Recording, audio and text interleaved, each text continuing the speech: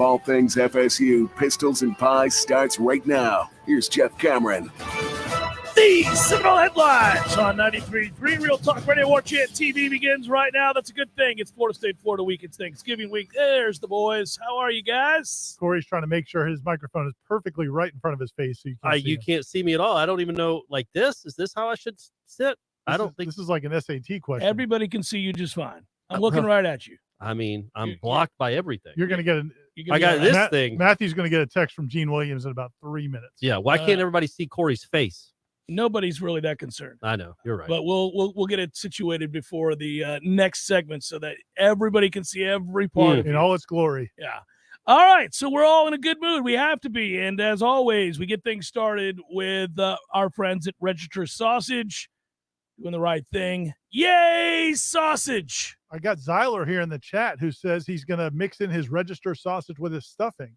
Now, nice. I kind of feel like that's a dressing thing more than a stuffing thing. Yeah.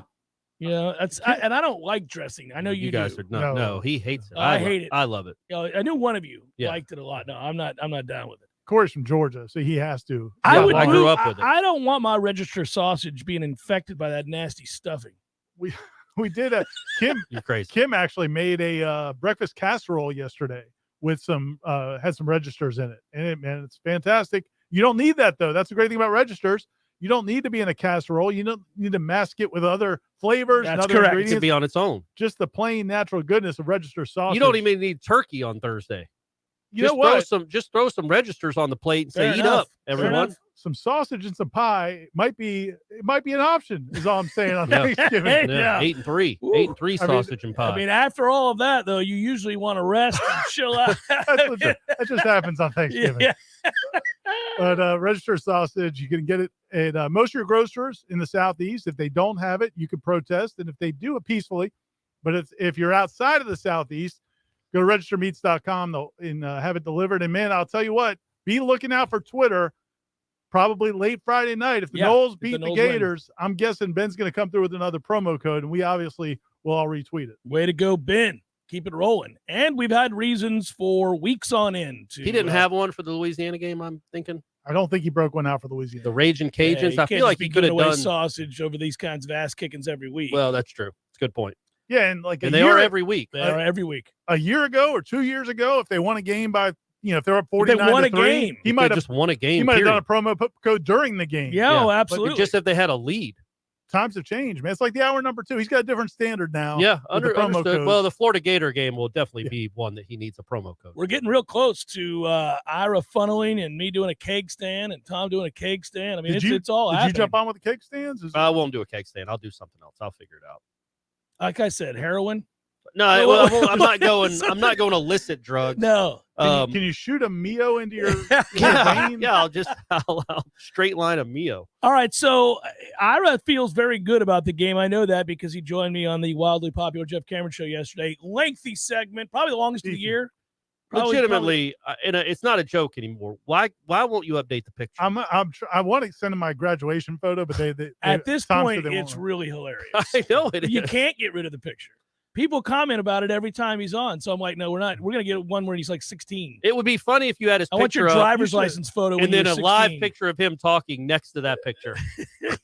my senior year picture might be the way, because you get the airbrush. Like you can't see the pimples or anything. And everything's. So you feel good about the game then? I do. I don't know if I feel as good as like Jeff did going into Miami, because I do think Florida's going to play. Yeah, they're going to compete. And I was talking to friend of mine who's a Georgia fan. I just saw him over, not a friend, but an acquaintance. Is he worried about the Yellow Jackets? He was just saying that he thought Florida mailed it in against Vanderbilt. They didn't look even interested until on defense. The fourth quarter. They started to try. Right. It seemed like, but my point was that's not going to be the Florida you see. No matter what happened in their Vanderbilt game or anything else, they'll compete. I think they're in a better place as a program than Miami was. Than Miami is. Yeah, I believe they are too. And when they play well, especially their quarterback, when he plays well, they can be difficult to deal with on that side of the ball. I don't think their defense is going to get a ton of stops against Florida State's offense. And their defense is the worst that they faced during this stretch, I think. Well, they have better players than, say, Georgia Tech. Yeah, they don't always play that way. It is fascinating. It's really weird. It's funny you brought this up. You were talking to a buddy from Georgia. I was talking to a guy who's a diehard Bull Gator goes to every game. And he and I usually like tease each other and bet and all that other stuff. And he said, you know what, Jeff, I think it's as simple as this. If Florida comes out and say scores first and is in the game early, they'll be there all day. It's going to be a good game. If Florida State gets a 3-and-out and goes down and scores, watch out, Florida could get blown out. Well, that would imply that Florida State won the toss, so that's not happening. Right, that's true. But Florida State will have the ball first. I do think it's fascinating, though. Like, you don't think Napier's going to choose to be on defense first?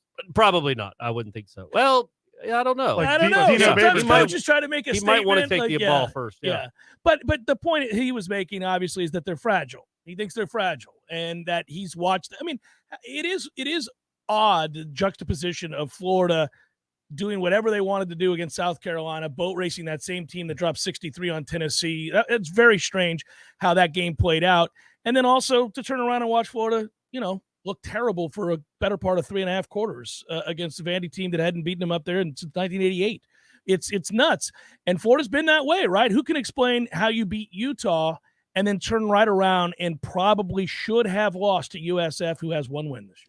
Yeah, and that's the reason I'm confident is not that I'm putting them in the same category of Miami and that dumpster fire that's going on right now, but I do think that Florida State's better in the lines of scrimmage. I think they've got the better quarterback. Maybe Richardson's more of an NFL prospect because of his arm and his size. Yeah, but I think Jordan Travis is a better player. Right, and I think he'll play better at home. So, I mean, there's not a lot that would make you feel like Florida's going to win this game. Could they? Yes. But there's not a lot you would point to if you're handicapping this game to say, oh, yeah, Florida's got these advantages. No, I don't. I agree with you. I do think Florida, when you were talking about they'll be better than Miami, for example, who had 98 yards over the weekend, I might add. Yeah, I agree with you that there's no doubt Florida will be better because they are more physical. Yeah. They're a more physical team than Miami was. And when they play well, they can play fast. So this is a stouter test that Florida State has with Florida than they did against Georgia Tech, against Miami, obviously against Louisiana. And I even think with the way Syracuse is currently playing, probably Syracuse as well. So, yeah, I mean, you ratchet up the level of competition. You ratchet up some physicality and speed.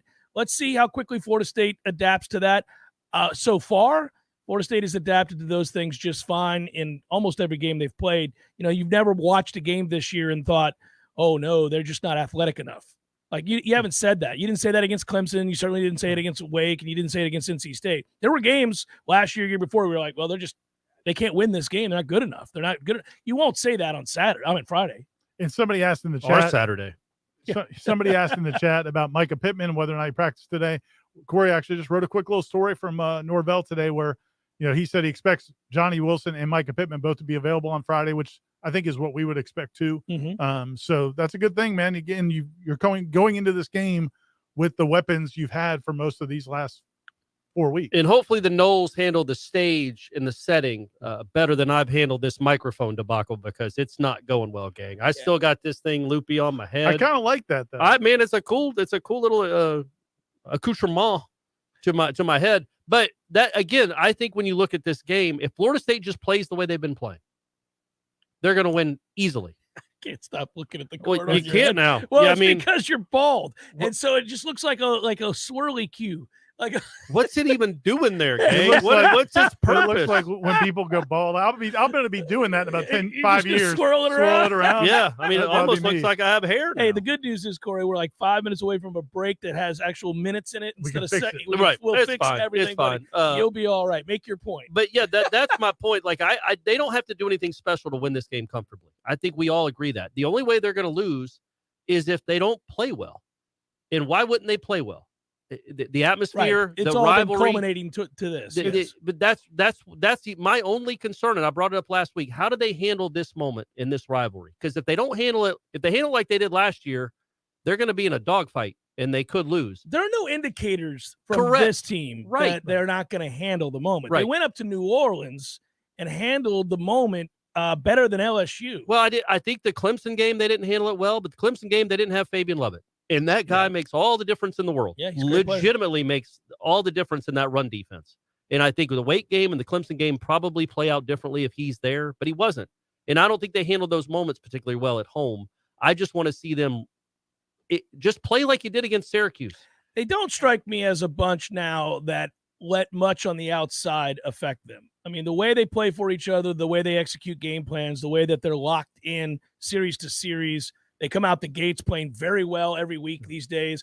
I mean, yeah, this is more emotional and more intense than those other games, but they're at home. But Tom and I actually were talking about this in practice this morning because you guys didn't make it. I know it snuck up on you. You guys didn't realize. But you know, Tom and Aslan and I had it. We had it. You had it covered. That's the thing when you subscribe to Warchant, you know that this is a staff for the ages. And the prima donnas can stay in bed. There'll be 7, 8 different guys capable of being anywhere at any one time. It's we got a deep bullpen and we got a deep bench. I mean, we are 1 through 5 in the rotation, probably the best in the bigs, and then we go to that bullpen, and it's as good as you can get. The grunts can go to practice, right? And the talent, maybe they'll show up a little later, turn on a microphone, and it's what I do. Hey, and I'll act like I was there, though. But who cares? Why are you blowing my spot up, Ira? I was there.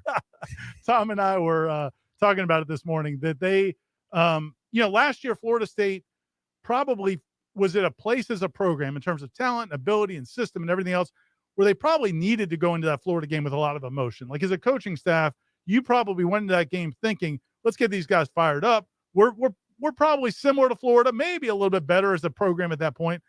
They just fired their head coach. But you need emotion. Like that's where Florida State was. They needed emotion. Now I don't think Florida State, the last month or so, I think they've realized they don't need emotion to play well. They're workmanlike, man. Right. That's one of the things that's so fun about them is they take care of business and they take opportunities seriously. They're focused. They play from the jump. They play hard. They play smart. They don't do a lot of dumb things. I mean, are they a perfect team? No, there's not too many of those, but I mean, they're really good. And I like that they're kind of almost stoic. Like and that doesn't mean they're not playing hard. Right. It's just they're not redlining, which is what happened in that Florida game last year. Yeah. They don't have to, though. You don't have to manufacture when you know you're good. And then if you just execute what's in front of you. That's the other thing. And I've said it for weeks and weeks and weeks and weeks. It's one of my favorite aspects of Mike Norvell. He A, has the finger on the pulse of this team really well. And then B, they game plan, man. Their game plans are always on point. I mean, most of the time when you're watching, you're not left wondering, like, why was this the game plan? It's almost always like, this makes sense. Okay, they're exploiting this. It's just a matter of execution. Well, you can do that very methodically. You don't have to redline anything and try to fake it. It's not that false bravado that teams that aren't very good. I mean, remember Florida State, Miami before that kickoff? That was hilarious watching those Miami players. I mean, you would have thought that they were like, they couldn't wait to this opportunity that presents itself. And Florida State's like, man, you guys suck. And the Florida State's players said that they specifically were coached to handle it that way. Yeah. Because they knew that's what Miami was going to do. That's all they had. That's definitely what Florida is going to do on Friday night. They're going to come in, talking to the crowd, trying to show that, what happened in these last 11 games doesn't matter. We're about to kick your butts. But you've got to just kind of play through that. And that speaks to what I was referencing with that buddy of mine, where he's like, if Florida comes out and scores and begins to believe the false hype, right, believes what they're trying to convince themselves of now, the only way you believe that is to have success. Right. Miami quickly learned all the emotion in the world wasn't going to matter on that night. They were going to get their ass beat, and they just faded. I mean, within 2 drives. At 14-3, it was good night, Irene, right? Whereas if you truly believe in what you've done, like you would think fighting. These players are, even if things do go poorly early, you would think that they'll be able to kind of rely on what they've done to this point. There's more stability. They're a machine, man. They're a machine right now. I mean, you go into a game knowing they're going to run for 200 yards. It doesn't matter who they're playing. You go into Friday night going, okay, well, there's 200 rushing yards already on the board. What are you going to do with the passing game, and how are you going to manufacture points? Like how are those rushing yards going to lead to points? But this isn't smoke and mirrors, man. They're going to push Florida out of the way and they're going to run on them. You talked about this, Ira. You wrote about it, and I've mentioned it in all the big games this year. These games become Jordan Travis needing to run. Mm-hmm. And what I mean by that is they have to show Florida's defense, I'll run. You're not just going to go hell-bent on our running backs, because that's what Florida should do. If I'm Napier, I'm like, no, you're not running on us, because that's the quickest way to lose a game and lose hope and, absolutely get emasculated, is to have somebody bully you up front and run the ball. But I would absolutely stack the box and say no. And I know the counter is that, well, then you're going to leave one-on-one coverage with those receivers. I'm still making him hit those throws. I'm not going to let you run 250 yards on me. But whenever they're threatened in that way, if somebody has the athletes to do that, Jordan runs. They called runs. You'll see. He did it against Clemson. Did it against NC. He'll call runs. And I think you'll see that again on Friday night early so that they have to play Florida State honest. And that opens up the rest of that run game. And if they do that, it could be a good night for Johnny Wilson because, he hasn't had the nights he had earlier this season. He's going to get opportunities on Friday, I think. I really do. Because you just can't let somebody run on you. Seminole Headlines, if I could speak. 93.3 Real Talk Radio, Warchant TV continues in a moment. Car accident? Call 777-7777 for Basic Brooks. Physical stress on our bodies can take its toll as the years go by. Whether you're looking to get back into an old sport or just want to spend more time outdoors to explore all life has to offer in our beautiful city, the dedicated team at TOC is here for you every step of the way. You can trust TOC for all your orthopedic needs. And now, scheduling an appointment has never been easier. Just visit teamtoc.com and click schedule online. That's teamtoc.com. Jeff, look at this beautiful day, man. Yeah, it's getting a little chilly. I like it. I'm a colder weather guy, but I worry about it for you because you can't wear the Speedo in the cold. I mean, you know what I'm saying? You don't want to wear a Speedo in the cold. Jeff, it's always Speedo weather, man. We can always do this. Besides, my pool, it's heated. Which means you're insufferable in a Speedo year-round? Cannonball! Still gross. Gordo's, bringing the flavor and flair of Cuban food to Tallahassee since 1996. Now go call Seminole Glass. They'll get on the road and get it done fast. Your local family-owned glass company, serving the Big Bend for over 15 years. At Seminole Auto Glass, we care about your safety. Insurance will send you wherever it benefits them, not the quality of service. There's a difference in auto glass companies. Trust your local auto glass experts. Seminole Auto Glass. They handle any kind of broken glass, and you know who they are. Better call Seminole. Hi, this is Jamie McClenny from Trek Financial in Tallahassee. Managing downside risk in your portfolio is one of the biggest challenges that you'll face in retirement. Trillions of dollars in stimulus from the Federal Reserve and D.C. politicians, combined with zero interest rates, have propped up financial markets since the financial crisis ended in 2009. The Fed recently ended quantitative easing and has started to raise interest rates at a time when the global economy was already slowing. Have you considered what another 50% correction in the stock market would do to your retirement plan? If you're concerned about where this all might be headed and would like to find out about the potential benefits of an active risk management strategy for your portfolio, give me a call at 850-900-5200 and schedule a time for a review of your portfolio from an active risk management perspective. Make Jamie your first call for a second opinion. Investment advisory services are offered through Trek Financial, LLC, an SEC-registered investment advisor. And now, welcome back to A Penny for Our Thoughts, a unique spodcast presented by Pinch a Penny Pool, Patio, and Spas. On the line today to share some thoughts, this is our first caller, Barry Tired. Mr. Tired, what's on your mind? Penny for your thoughts today. Well, I'm thinking I might legally change my name soon because I don't identify anymore as being Barry Tired. Ever since I got my new hot tub from Pinch a Penny in Tallahassee, I've never slept better. After a long day, I just melt into another place and it takes all my stress away. I sleep like a rock and wake up refreshed. I'm thinking I might actually change my name to Barry Happy. What are your thoughts? Rich and compelling. We think everyone should run down to Pinch a Penny and take advantage of amazing prices on hot tubs right now. Over 12,000 square feet of hot tub heaven. We'll talk again next time on Penny for Your Thoughts, a Pinch a Penny Pool, Patio, and Spa podcast. Visit Pinch a Penny on Greer Street today to see their huge collection of over 50 hot tubs on site. Merry Christmas to you. Life is stressful. Dinner shouldn't be. That motto is why Register Sausage has been doing business in the Florida Panhandle and Lower Alabama for over 75 years. A proud sponsor of Seminole Headlines, Register Sausage always provides the best Southern smoked sausage to over 140 grocery stores and restaurants throughout the Southeast. Headliners have discovered the Register's difference. You can too. To find a store that carries Registers near you or to buy directly, head to registermeats.com. That's registermeats.com.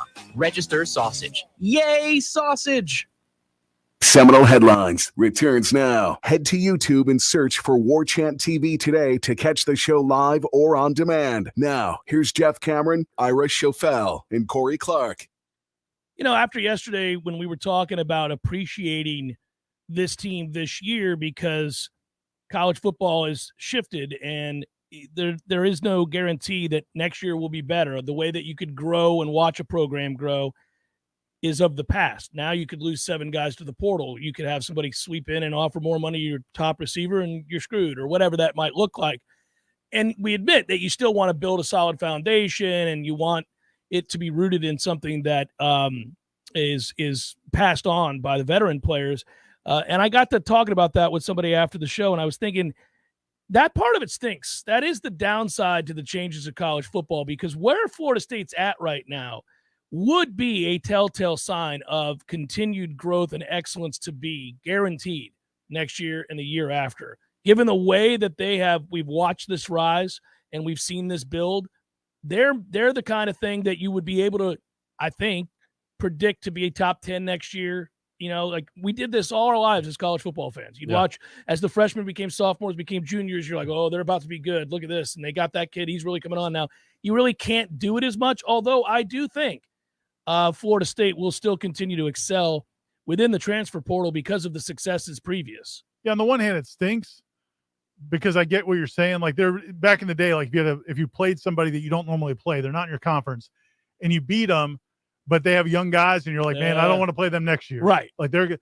But so that part stinks, but you can't be too hypocritical about it because Florida State done really well. Florida State wouldn't be what it is right now if they hadn't done that the last 2 years. And they've been doing it to these other teams. How do you think Arizona State fans feel right now watching Johnny Wilson, or Oregon fans feel watching Trey Benson? Sure. So you've done it to everybody else. Now some teams are probably going to do it to you as well. Noel Kev has contributed to the cause here. I could argue, honestly, FSU's 8-9 plays away from being 11-0 right now.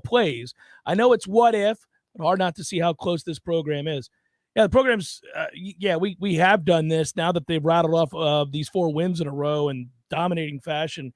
You do look back at the NC State game. You do look back at the Wake and Clemson games and think, had Fabian Lovett been there, had you had a fully healthy Jared Verse in those games as well, and what could have been.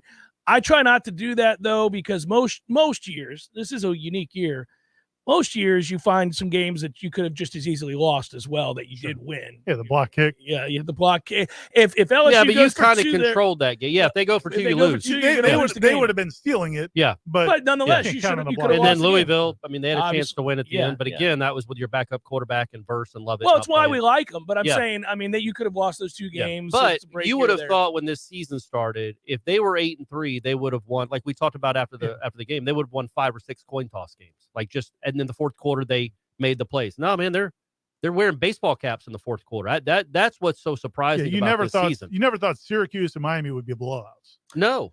Well, of course not. No, and if and it's a big if, but if they blow Florida out, so then you'd have 5 straight wins and 5 blowouts. You'd have 7 what I call rocking chair games on the year at that point. You have 7 games in which you didn't fret in the second half.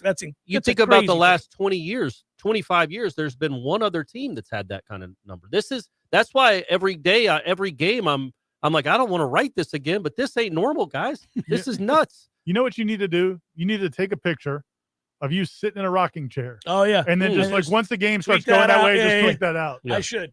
I have people tweet pictures of rocking chairs to me when the game starts going that way, which I like. But yeah, you're right. I should. Just sipping a tea. But did you? So you guys, we probably don't talk about this stuff enough. But like Florida, there's only 3 teams in the top 10 in the country in yards per play on offense and yards per play allowed on defense, and it's Ohio State, Georgia, and Florida State. Yeah.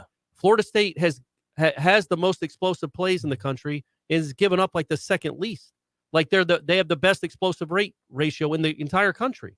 And they're rubbing elbows with the Alabamas, Ohio States, and Georgias of the world. Apparently everybody else is playing great teams every week. Florida State's the only team that's playing. No, Florida State would have been lucky to score 16 against Kentucky.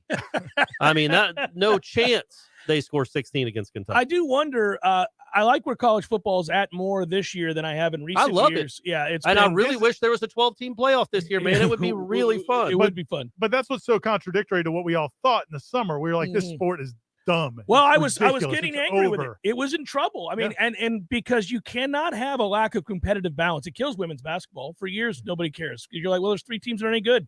You couldn't even watch it. I mean, you literally had like an 8 seed lose by 60 in the women's tournament every year. You're losing 3 or 4 seed. Yeah, so you're like, this is dumb. So college football was going that direction. If every year it was Alabama, Ohio State, Georgia, and some sacrificial lamb like Notre Dame, well, then but what don't are we you doing think, out here? Like, it was always the same teams, but there were some competitive games. I think the problem is the last 3 years you had an all-time offense in LSU that was just nuts. I mean, that's not normal. Incredible. Alabama then had almost as good an offense the next year with Mac Jones and all those receivers, and then Georgia had an all-time defense. But I think those are the anomalies that just have to be stacked one on top of the other. Yeah, that's fair. I think now this is what it's going to be. Georgia, look, Florida State would probably lose to Georgia. Yes, I think so. But I'm not convinced of it. I mean, I'm not convinced that they wouldn't be in the game in the fourth quarter. You know what I mean? Like, Kentucky was in the game and Missouri was in the game, and Florida State's a hell of a lot better than both those teams. So if Georgia doesn't play its best, and you do, you're in the game. Well, the problem a year and a half ago, it wouldn't have mattered. They could have named their score. Yeah, the problem Georgia has is Stetson Bennett's just what he is. He's it's hey, you mean national championship quarterback? Is that what you mean? You're going to go on a diatribe about how good Stetson Bennett is? All he does is win games. I am curious to see what the thing about Stetson. He does not shrink in moments. No, so when he does need to make a play, he'll make that play. Oh, and he's tough as nails. I'm not belittling him in that way. And he's a better athlete than you think. He really is. He can run. Jim Rat. He's just not special. But so here's what's going to happen though. December 5th, or when the transfer portal opens, people are going to go back to hating college football again because it's going to be insane how many kids go in the portal. And this because now it's a smaller window, and because now NIL money is people really see what it is now. I think the transfer portal is going to be. What's the window? I think it's 2 or 3 months. I mean, it's a lengthy window, but it's not the whole year anymore. Right. So guys are waiting to get in the portal. You're going to have a ton of guys going in the portal that you don't want to see go in the portal at every school, and that's going to suck in a lot of ways. But I do think it may create more competitive balance, like has happened in the NFL with free agency. What do we know now? I was asked about it a ton yesterday. I know it's all over our message boards. People tweet out pictures of it and all that. Sam McCall, what do we have any information on what we think is going to happen there? Still practicing. He's at practice. Wearing a uniform. My impression of the way that was so quickly resolved, for people that weren't paying attention, he tweeted that he was going to transfer, and then he was at practice that day, and they took down the tweet, and everything was over. Well, the next day he was at practice. And this isn't getting it directly from anyone, just watching it happen. My assumption is they went to him and said, look, man, there's no point. You can't even get in the portal right now. Finish the season, see how it plays out, see how you do, and then make a decision. So the fact that he was back at practice the next day and has been there every day doesn't mean to me he's definitely staying. And the fact that he looked disinterested, people thought during the game Saturday, means he's definitely leaving.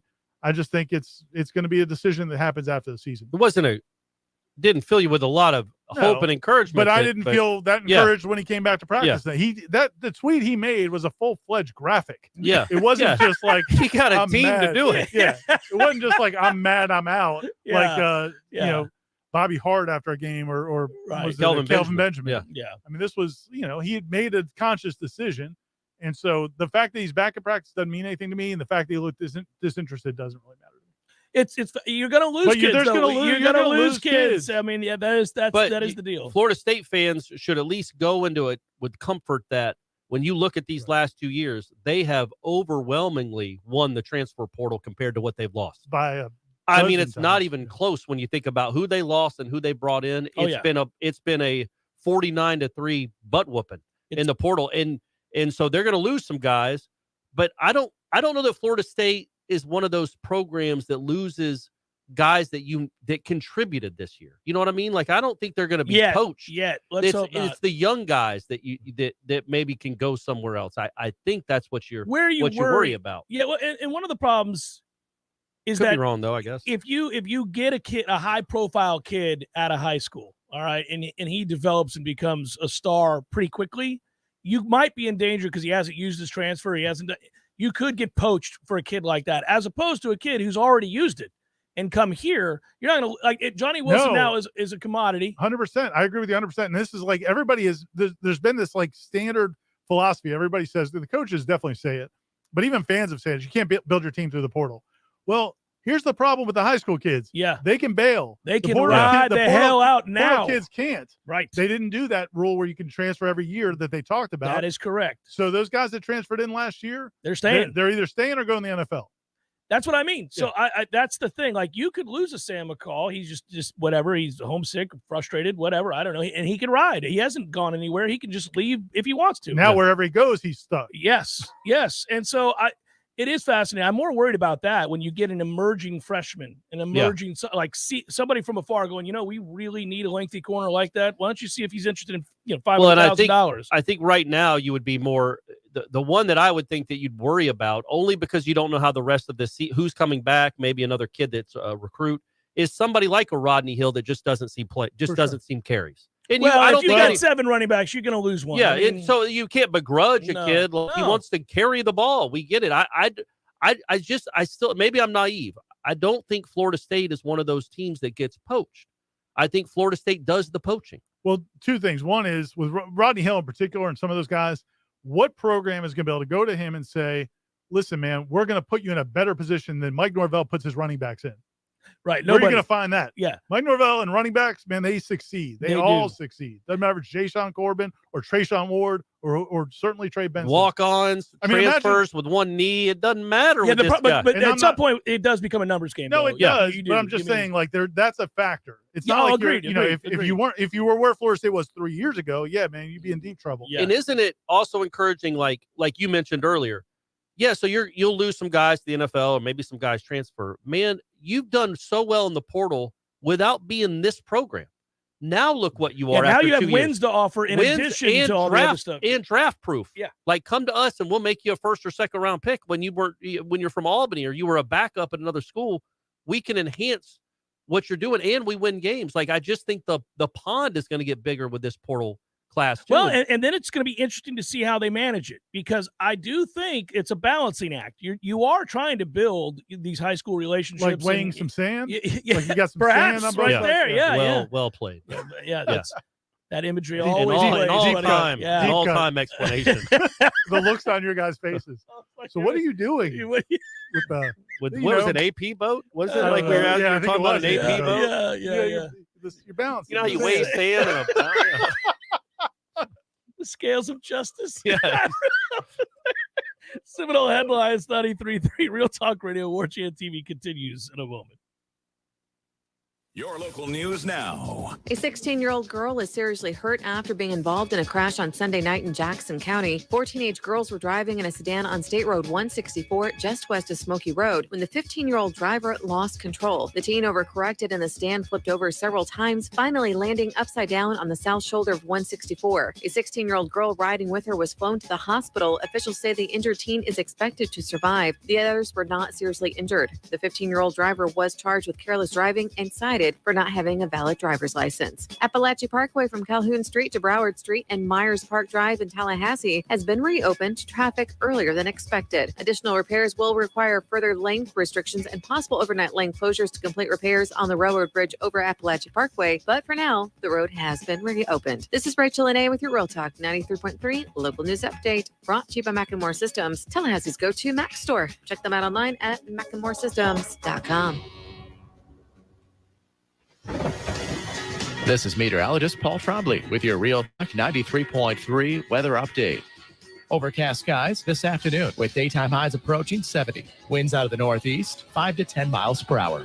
Cloudy skies expected again tonight. Slight chance for scattered showers. Lows level off around 56. Slight chance for scattered rain showers again tomorrow. High temperatures reach up to 73, mainly sunny skies. This report is brought to you by the Lawn Johns. For all your landscaping and lawn care needs, visit thelawnjohns.com. Right now, 72. We understand how important it is to have transportation you can rely on. So no matter what the road ahead brings, we'll be there, offering you and your family the support that's made Farm Bureau Insurance a trusted name for over 70 years. You deserve more. You deserve a promise. I'm Andy Cohen with Florida Farm Bureau Insurance. Please call me at 850-671-FARM. Life is stressful. Dinner shouldn't be. That motto is why Register Sausage has been doing business in the Florida Panhandle and Lower Alabama for over 75 years. A proud sponsor of Seminole Headlines, Register Sausage always provides the best Southern smoked sausage to over 140 grocery stores and restaurants throughout the Southeast. Headliners have discovered the Register's difference. You can too. To find a store that carries Registers near you or to buy directly, head to registermeats.com. That's registermeats.com. Register Sausage. Yay, sausage! Hey, Greg Tish here along with Matty Rowe. And you can listen to us Monday through Friday, 6 a.m. to 9 a.m. on Real Talk 93.3. Matt, we give away a couple things each week. Just a few. We got the Florida Farm Bureau Insurance Wheel of Food. We have Give Me a Second, where we play a second of a song and you guess that song. And we also play FLA or Nay. We have a lot of fun Monday through Friday, 6 a.m. to 9 a.m. on The Greg Tish Show. Think that's enough? We can talk about our feelings. There's a lot. The Greg Tish Show, Monday through Friday, 6 to 9 a.m. only on Real Talk 93.3. Seminole Headlines returns now. Head to YouTube and search for Warchant TV today to catch the show live or on demand. Now, here's Jeff Cameron, Ira Schofel, and Corey Clark. Excited about getting into these headliner questions in hour two. Printed out a bunch of them just now. We'll get to as many as we can. We could start them early if we had to. I mean, we could. What are we at? We're at 40 in. We got plenty still to go here. We're gonna be on. Basketball team won last night, guys. Hey, so Taylor Swift, did you see she won the Artist of the Year? Well, I mean, wondered it if should we be were going to every year. go. It should be. Hey, there we go. It should be every year with Taylor Swift. I wondered if we. What a debacle that turned out to be. Like, Stephanie was lucky to get those tickets because the next window just got blown up. Yeah, Kim told me she got 2 for. Well, shoot, never mind. Hey, easy killer. Edit that out. For was it a surprise for a kid? Yeah. Your kids don't listen to this show. But They they don't might even hear know from what a this friend. show is. A friend Listen, if you're friend. listening and you're friends with my kids, don't do that. Do not tell them that they may have a little Christmas gift. But anyway, she was saying that they apparently she could sell for $1,000 each. Or 3,000 each. Sell them. Yeah, that's what I told That's what I Steph. said. Yeah, sell them. Good God. But the basketball team got a win, man. They did. They did get a win, and they had a larger rotation, and so it was good. And I like what I saw out of Cleveland a little bit. Looked more like himself from last year. All year. Naheem McLeod plays hard. Can we get a choo-choo? I gave you a chew. I gave a single chew. Did you like give a sneeze? I just went chew. That's like a sneeze. All lowercase On Twitter, I chew? just went chew. That's all it was. Chew. I was just happy there was a win. Just chew. Not going to go winless this year, gang. No winless. It could be a 2-win week. That's right. They played a few games this week in Orlando. There are a few people pointed out that when the football team went 0-4 and got a win, you wore some champagne. Basketball team went 0-4 and got a win. No.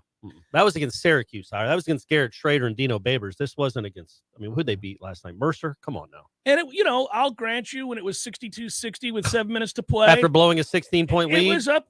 I was a little nervous. Right. I thought they will not win a game this year. Those 16-point leads go quicker. Yeah, they sure do. Ain't nobody give away a lead like that. It's crazy. There it is. Oh, That was it last night. Capital C, though. It's just, I did. Just chew. Well, it's the start of a sentence. Right. But you're a loyalist to grammar. No, that's all I could do. I was like, okay, we're not going to get silly here. But I was really worried they were going to choke that away. All jokes aside, we'll move back to football. I have never seen a 17-point lead evaporate as quickly as the one they had against Florida. I've never seen that happen. It was bizarre. And that's not Joakim Noah and Al Horford's Florida team. No, that's a team that just lost to FAU. It reminded me of my daughter's middle school girls basketball games when they sometimes, and her middle school coach, who we love, Keely, is probably listening to the show. She's a big fan of what we do. And man, they had a couple games. Well, actually, it was the year before she coached. But anyway, where we couldn't get the ball past half court. Like you play a team that was just loaded, just dominant. And it's like, man, can we? And that's what it call felt off like. the dogs and let us play some Can offense. Can you just let us get past that line? Get across the timeline. That's all we're asking. No, man. That Florida. It was ridiculous. Florida State couldn't get the ball past half court. It was strange to watch too. Like, okay, well, this is different. They found themselves. They're playing hard here. Oh yeah. We'll see. Yeah. Nope. They're back. And then all of a sudden, you're like, all right, so we're up 17. Okay, it's down to 9, and it's a 1-point game. And now they're down by double figures. What just happened? And it's not. I don't think that Florida team's a Final Four team. No, so I don't think so, you buddy. expect that when Duke rolls into town. Ooh, my goodness! But Florida just lost FAU. The thing to point out here is that the rotation is growing. Like they are. They're getting guys back. you might see a little bit more, some semblance of depth, which gets them in games longer and opportunity to win. I don't know. I think games. I think our perspective as parents helps us evaluate this basketball team right now, because we're like, you know what? Bless their hearts. I see some efforts. I see some. Yeah. Yeah. You know, yeah. That wasn't as bad as last week. Right. It's kind of how we were with the football team last year. We're like, hey, it wasn't as bad as 2020. They were in most of these games. They do compete. They do fight hard.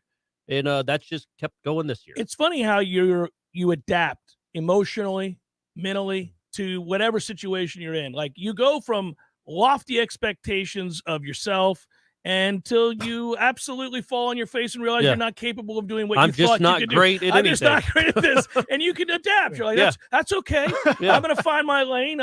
You know, it's like you have no choice. And you do that with your kids, especially. Like, okay, he's going to the league. Yeah. Well, maybe he'll make the team. Maybe he'll make a freshman baseball team. Who knows? Maybe it'll happen. You just don't know, right?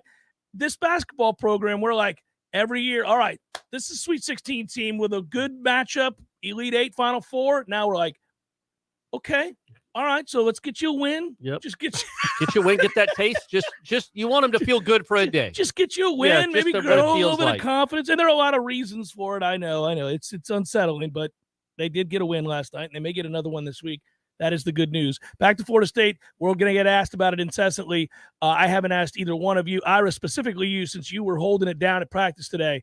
I know we can't get very, very specific about players' health. The health of the team going into this game, still good?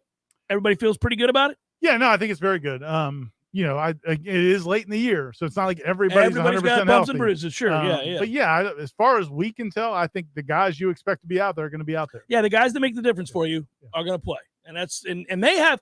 It is interesting because that's the other part about this. When you think about some of the teams they've just massacred lately, a lot of them have had a ton of injuries. And I'm not saying that Florida State wouldn't have won this game. That's just natural. Yeah. But here's the thing. Florida State's healthier than most of the teams they're playing right now. And Corey wrote about this today. You can read it at warchant.com. If you're not a subscriber, $10 for a year. You got it. Just 10 bones. Good grief. But Corey wrote about it today. This is what we do, I guess, as media people and as fans, is like you can always find the reason to be concerned. So the last month, Florida State's players have not played a lot of snaps. On defense, he broke down the numbers. Jared Verse is playing like 20, 25 snaps a game. Right. Lovett's playing some less. Yeah, Fabian Lovett hasn't played more than 25 in a game since he came back. Offensive line's been playing like 50 snaps a game as opposed to 70 or 80. So all those are good things. But then you start to ask yourself, well, what if we get into a full game? What if we get into a war? Game? Well, they ought to be more fueled and ready to go. Is there any concern about that? I don't have that concern, no. In fact, any rest that you can get these guys, and they've been able to give them ample, as you're pointing out, is a good thing. They are repped into shape long ago. That happened time and So no, I don't think it would be much for them to have to amplify the intensity for longer periods of time, especially not in a rivalry game, and maybe not even in a bowl game, depending on what that bowl game is and who you're playing and what kind of contest that is. But I agree, Corey?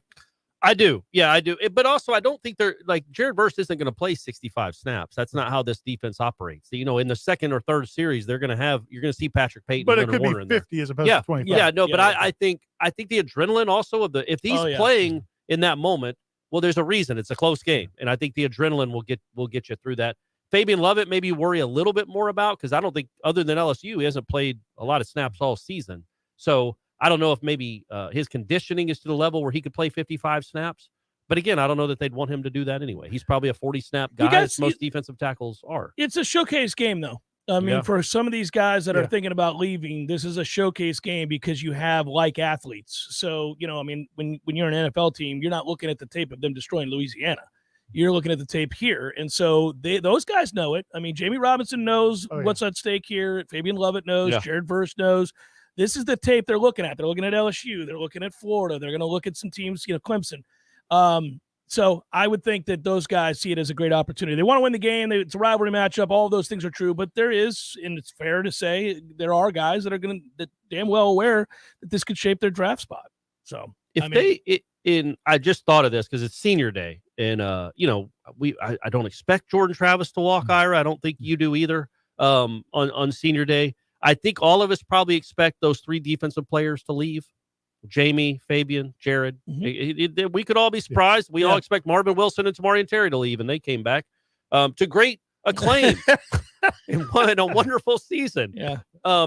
But yeah, COVID happened 3 months later, and then Florida State's world fell apart.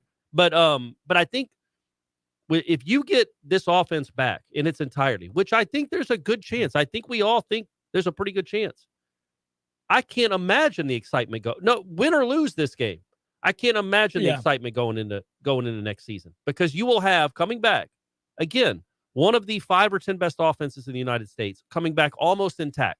You're going to have to replace some guards, which is a big deal. Those are good guys. They also have 700 guards on the roster. Yes, and the portal is wide open again. Right. But you have all this talent coming back. I just feel as a Florida State fan that gets you really, really excited about next year too. If you have a concern, is it, and I know what the counter to this is. I do think in the recent weeks I've taken a step back and thought, boy, the ACC sucks. I don't think Clemson's real good. Wake has fallen on some hard times. Well, what conference are they going to be in next year? But I was going to say, is that the counter? No. I'm talking about Florida State's recent successes, and I'm looking at the overall big picture and thinking, now Florida may not be able to exploit that. It may not matter. And no, maybe there aren't any great conferences right now. It's just that I do think the ACC is down this year. I do believe that. I don't think it's very good. North Carolina losing to Georgia Tech is certainly a bad look. Man, I tell you what, that makes you feel even more impressed by what Florida State did to those Jackets. Are you kidding? 600 yards against that? They somehow made Zach Gibson look pedestrian. Yeah, I know. Well, Carolina made him look like Joe Hamilton. I don't think Syracuse is any good. I don't think NC State's very good right now. Man, I watch a lot of SEC games, and I'm not really super impressed with a lot of those teams either. No, I don't. We did say earlier in the show that there's more balance this year, and I agree with that. I think Big 12 has been the most fun to watch. I think the Big 12 has been probably the best conference to watch this year. I hope TCU gets in the playoff. I think they deserve it. But going back to what I was talking about with this offense coming back. You'd be excited about, yeah. And then you look at that schedule next year. Oh, yeah, I know. But it sets up, and we never know. We're 12 months, you're 9 months away. Right. You never know what rosters are going to look like. Well, there's always a surprise team, and there's always a disappointing team. But you will go into next season, if the right guys come back on that offense, you're going to go into next season with more realistic high hopes than you've had in a long time. Now, you've got to get some guys in the portal to, some defensive linemen. You need them.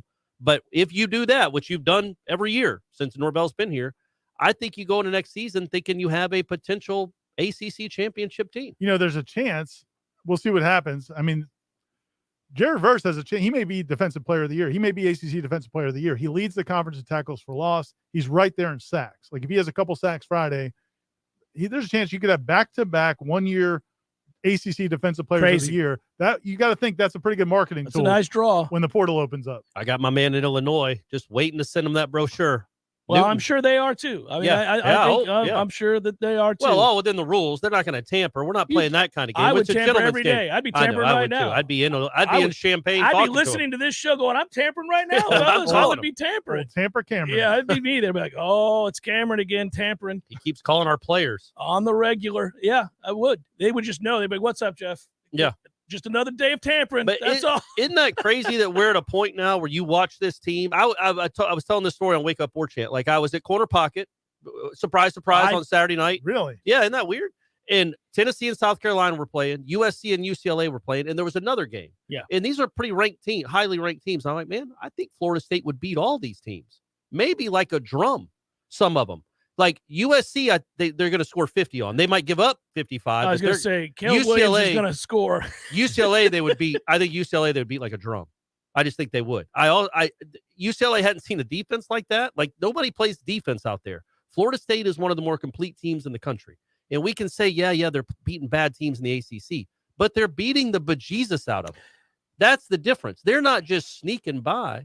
They're up 49-3 or 38-3 or 45-3. Well, and that's the case for them being a really good defense, is that they're not just winning, they're dominating. Yeah.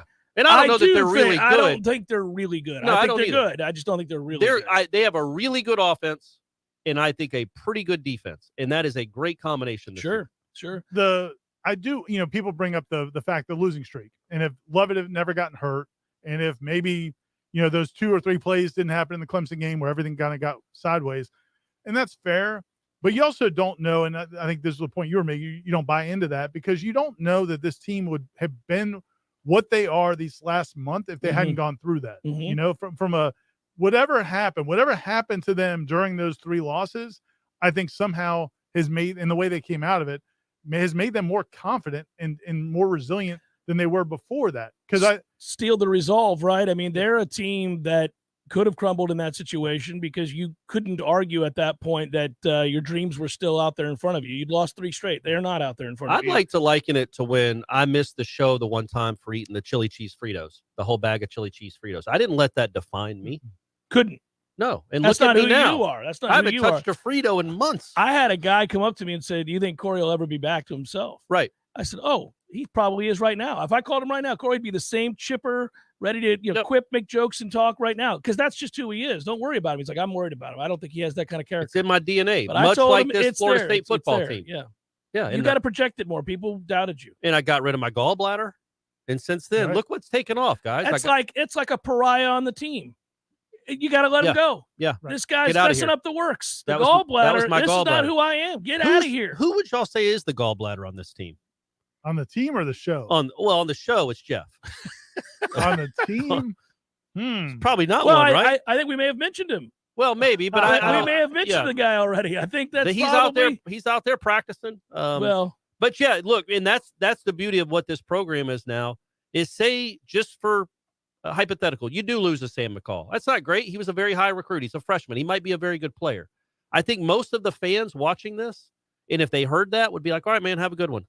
They trust Right. Norvell. If you're going to be a problem, we don't want you around this program. 2 or 3 years ago, you would have been begging people like Sam McCall. To Now, stay. I don't mean to define him like that. I don't know the kid. But what would have happened, though, is people would have judged the coaching staff. Correct. That Yes. they blew it, Right. Yeah. as opposed to That's judging changing. the player. Now, and Yeah, that's right. That's a and- good point. Yeah. And the reality is, you think about, like I brought this up with John Papuchis today about Sidney Williams, because he's exactly the same thing as Brendan Gant.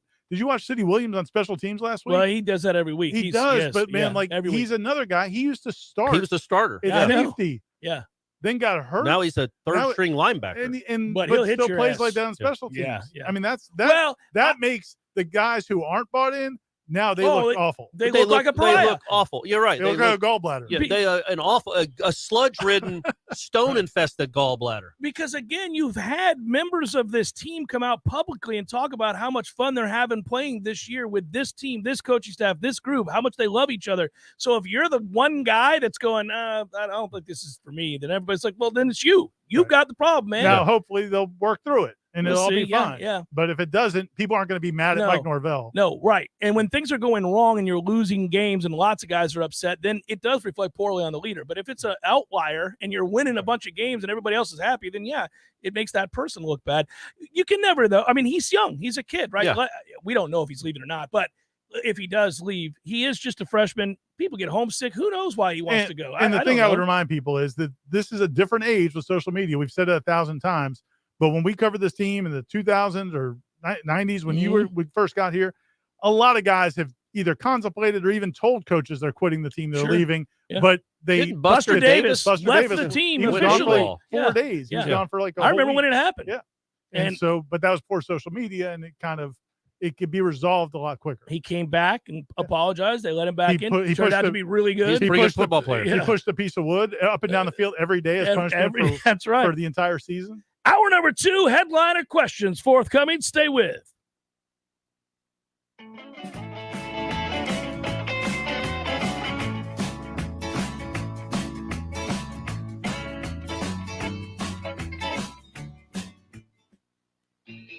When I get home from work, I'm ready to relax. So I call Swain Pools and Spas to put my pool in the back. I call Swain Pools and Spas. Now I'm soaking up the fun when I want to. Truckloads of new and used Caldera and Hot Spring Spas are available now at Swain Pools and Spas. Don't wait. Get to Swain Pools and browse the best inventory to find the spa of your dreams. These won't last long, so come see us today. Just look for the huge sign on Tharp Street or call 386-7113 for Swain Pools and Spas. I know what you're thinking right now.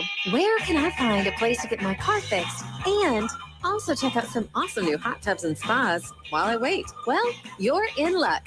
Because when you bring your car or truck in to get serviced at Tallahassee Car Care, it's under the same roof as Swain Pools and Spas for tires, brakes, bodies, tune-ups, oil changes, and all the service you need to get back on the road. Choose the certified technicians at Tallahassee Car Care. Drop by our shop on Tharp Street or visit online at TallahasseeCarCare.com.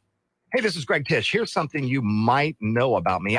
I don't drink coffee. I have never had a cup of coffee in my life. Well, that is until now. So why change now? Well, it's because my dear friend at Grassroots Coffee reached out to me after hearing me say that and insisted that I give his product a try. I've been making a huge mistake. The world of coffee is fascinating. I always thought coffee is coffee, you know? No, it's not. I have tried their coffee and it is fantastic. Now, I've got a fascination with learning more about the best coffee in our area. Grassroots Coffee is locally roasted, locally owned, and locally loved. You can find whole bean Grassroots Coffee on the local aisle at Publix, also in Whole Foods. But the best way to get this black gold is to order it online. They literally grind the fresh roasted beans to your preferred level, bag it, write the date on it by hand so you know the exact day your coffee was roasted. It doesn't get any more fresh than that. Order yours now. Just go to grassrootscoffee.com and choose the coffee you want and how you want it. And join me. Let's step up our coffee game together and also support a great local business. Every day, Sellers makes life a little better for homeowners, helping them find the best design ideas for their homes with the best quality tile, carpet, and hardwood flooring. Even mosaics, ceramic, and vinyl solutions are at their fingertips in their remarkable showroom. Maybe it's time for you to get the Sellers Advantage for your home or office. Find them on Capitol Circle Northeast, just north of Mahan Drive, or online at sellerstile.com. For style, quality, and design, get the Sellers Advantage. In Tallahassee, call 656-8453. Many orthodontists in Tallahassee can straighten a smile, but at Birch Orthodontics, they're dedicated to providing the finest care possible. The experienced and friendly staff is trained in all of the latest techniques. So whether you need standard treatment like braces or Invisalign, or you have a more complicated case requiring extra attention, Birch Orthodontics is here for you. Set up your free consultation today by visiting birchorthodontics.com, BURCH orthodontics.com, or call 850-877-1692. At Birch Orthodontics, they create beautiful smiles that last. Coming up next, more of the Jeff Cameron Show, live and local on Real Talk 93.3, WVFT, Greta, Tallahassee. Breaking news this hour from townhall.com. I'm John Scott. American consumers in nearly every industry will be affected if freight trains grind to a halt next month. One of the biggest rail unions rejected its deal Monday over concerns about demanding schedules and the lack of paid sick time. The U.S. hasn't seen an extended rail strike now in a century. Many businesses only have a few days' worth of raw materials and space for finished goods. A top retail executive says spiking interest rates are taking a toll on consumer spending. Greg Clugston reports. The job market remains strong, consumer spending is resilient, and inflation has been slowing. But what Americans are buying is changing. With high interest rates and stubborn inflation, people are reluctant to spend unless there is a sale. Best Buy CEO Corey Berry says savings are being drawn down and credit usage is going up. And that, he says, means value clearly matters to everyone. Greg Clugston reporting. Also at townhall.com, Arizona Democrat Senator Mark Kelly accusing his own party of being clueless about the crisis at the southern border. Correspondent Bob Agnew has more. When asked by the Washington Post whether Democrats have recognized people's frustrations with the border, Kelly replied, not even close. He also accused Republicans of only wanting to talk about the border, but saved his harshest rhetoric for those of his own party. He told the Post, quote, when I first got to Washington, it didn't take me long to realize that there are a lot of Democrats who don't understand our southern border. Illegal crossings have surged under President Biden, including a record 2.76 million encounters at the border in the past fiscal year. Bob Agnew reporting. Stocks are mostly higher. They're ahead of the Thanksgiving holiday. The Dow up 320 points and the NASDAQ ahead 103. More at townhall.com. Hi, I'm Al Abaroa, founder of Knight Strategic Wealth. Inflation is a problem, markets are volatile, and the risk of running out of money in retirement is real. That's why I love annuities, and you should too. Your financial advisor doesn't want you to know that with our annuity strategy, when the stock market goes up, you earn a market-linked return that locks in every year, and when the stock market goes down, your annuity won't lose a dime. There are no unnecessary fees, and it works for your investments, money at a brokerage firm, or even money at a bank. It's simple, it's safe, and you should only invest if you learn the facts, and that's why savvy investors work with us. Want to learn more? Text FREE to 833-898-0500, and we'll send our retirement readiness kit directly to your phone right now. If you want to use safe, low-fee annuities to build a retirement portfolio that will go up with the market and never lose money, get our retirement readiness kit today and see how this strategy can help secure your future. Text FREE to 833-898-0500. Text FREE to 833-898-0500. Car accident? Call 777-7777 for Basic Brooks. Hey, what's happening, Jeff? It is always good to see you, Eddie. Had a long day, my man. I was thinking about it. Gordo's was the place to ease the pain. You know, you're frustrated with your job, your aggravated life's beating you down. Maybe your wife's speaking. You got to get out the door. You know what? Here at Gordo's, man, we welcome everybody. Disgruntled wives, disgruntled husbands, kids running away from home. We'll even give that kid a job. Send them our way. Go make some money and eat delicious food at Gordo's. It's perfect. And have a damn good time doing it. Gordo's, bringing the flavor and flair of Cuban food to Tallahassee since 1996. Many orthodontists in Tallahassee can straighten a smile, but at Birch Orthodontics, they're dedicated to providing the finest care possible. The experienced and friendly staff is trained in all of the latest techniques. So whether you need standard treatment like braces or Invisalign, or you have a more complicated case requiring extra attention, Birch Orthodontics is here for you. Set up your free consultation today by visiting birchorthodontics.com, BURCH orthodontics.com, or call 850-877-1692. At Birch Orthodontics, they create beautiful smiles that last a lifetime. Headlines featuring Warchant.com's Jeff Cameron, managing editor Ira Schofel, and senior writer Corey Clark. Your weekly dose of all things FSU, pistols, and pies starts right now. Here's Jeff Cameron. And away we go with hour number 2. Brought to you by Birch Orthodontics. Thank you, Dr. Birch. You and your staff do tremendous things for our children's teeth, and we thank you. So, in the community. And think about how magnanimous she's been during these losing seasons where her reputation is just wins. It's just W's. Yeah. They're just always eating W's over there at Birch Orthodontics. It's always 2013 over at Birch Orthodontics. But she's still kept her name and her practice on alongside these losers. Yeah. Right? I mean, think about that. That's a good deed. She's going to heaven. There's no doubt about it. What she's done these last few years, supporting Florida State, supporting Seminole Headlines. And she's got to be thrilled. And if you want to be a winner with your kids, there it is. BirchOrthodontics.com. They do amazing work, and not just amazing work, but they'll work with you on payment plans, free consultations. They're just good people, good part of the fabric of Tallahassee, what makes Tallahassee special as well. You know what's so good about the rather robust endorsement that we just gave Dr. Birch is that Ira's timing is impeccable. Our advertisers don't know it, but we're doubling rates going into next year. And you do go to heaven if you sponsor our show. Well, that's if you triple the rate. Right, Corey. correct. Not double. Double, it's still up in the air. You're up in the air, purgatory. We'll see. Yeah. But triple, you're automatically in. We know that. David writes, hey guys, happy Thanksgiving. I know it's easy to show a path to how we could be a 10-1 or 11-0 team right now, but wouldn't you say that the 3-game losing streak was at least part of what led to this November team? In fact, David, Ira just did. Besides overcoming injuries, they still had lessons to learn about winning, and this coaching staff seems at their best when using past failures as a teaching tool. Yeah, and at some point, and this is another good thing about this season, at some point, you want them to stop having to learn lessons in order to get better and just go do what you're supposed to do. Go close out a 17-3 lead against NC State in the second half. Go do that. Don't learn another lesson tonight. Just go win the game. We've learned these lessons before. And so the only thing that was going to kind of skew what we thought of Mike was if he continued to have to learn lessons each week.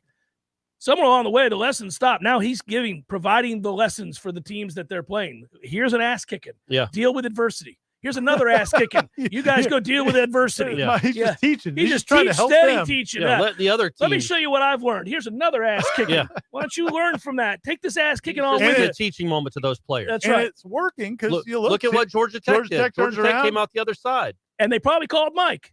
Thanks, Mike. Thanks for that ass. He might have gotten Brent Key the job. That's what it is right there. Like he said basically, hey, look, Miami, here's a little ass kicking to take with you.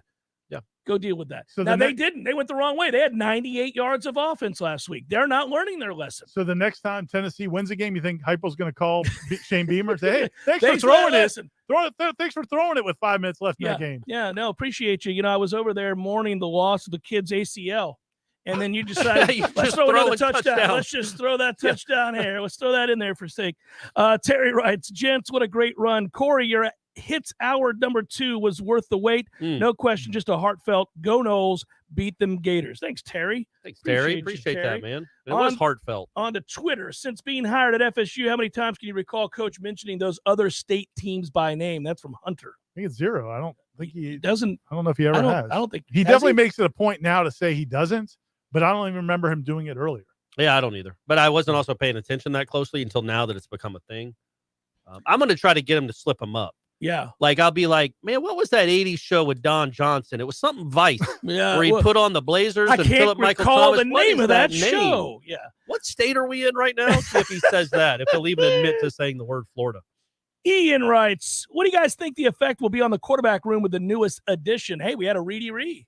How about that? Yeah, a little Reedy Ree. I don't know if he qualifies. He He was never quite committed. They just thought They he was thought he was going to commit.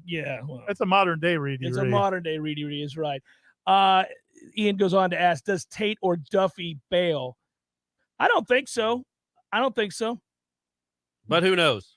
It's the modern world of college football, though. They could. I said this before. I agree. It doesn't seem to me that Tate Rodemaker's going anywhere. No. And you wouldn't think that either of them would be scared off by a true freshman coming in. No, you're just building depth and experience. And Brock Glenn's a nice player, but it's not like he's the number 1 quarterback in the country. They're going to think they can compete or beat him out. Seth writes, does Coach Norvell have a lucky hoodie? I think he's been wearing the same FSU hoodie on the sidelines for several weeks. It looked like he even had it under the green long sleeve top he wore last week. Just wondering if you all ever noticed or asked him about it. I've never asked him about it. I've certainly noticed, and I suppose he's not going to take it off when you win games. Why would right? you? It's like me with the glasses. Yeah. If I got glasses, they don't lose. Corey might remember this. You wouldn't have probably come to Thursday interviews with Jimbo. We used to interview Jimbo in the now it's the players' lounge. But It used to be the turf room. It used to be the rubber room. Mm-hmm. Well, back then, don't ask what goes on in the rubber room. Never. Okay. It's like the champagne room. Matt's. But the we would always interview him in the same spot next to this door. Like he would come up from practice, we'd be waiting in there. He'd come up, we'd all circle around him, do the interview, ask him about injuries, whatever. Thursday afternoon, every single Thursday. 1 week, like midway through the streak, when they won 27 29. It was around like 22 or 23. Yeah. For some reason, the SID moved us to a different part of the room, and Jimbo walked up. He goes, "What's this?" And we're all like, "Well, I don't know. We're just here." And he goes, "No, we've won 23 straight games doing it over there." And we all had to move over there. So yeah, hey, I'm with that. I'm all about that. You know me.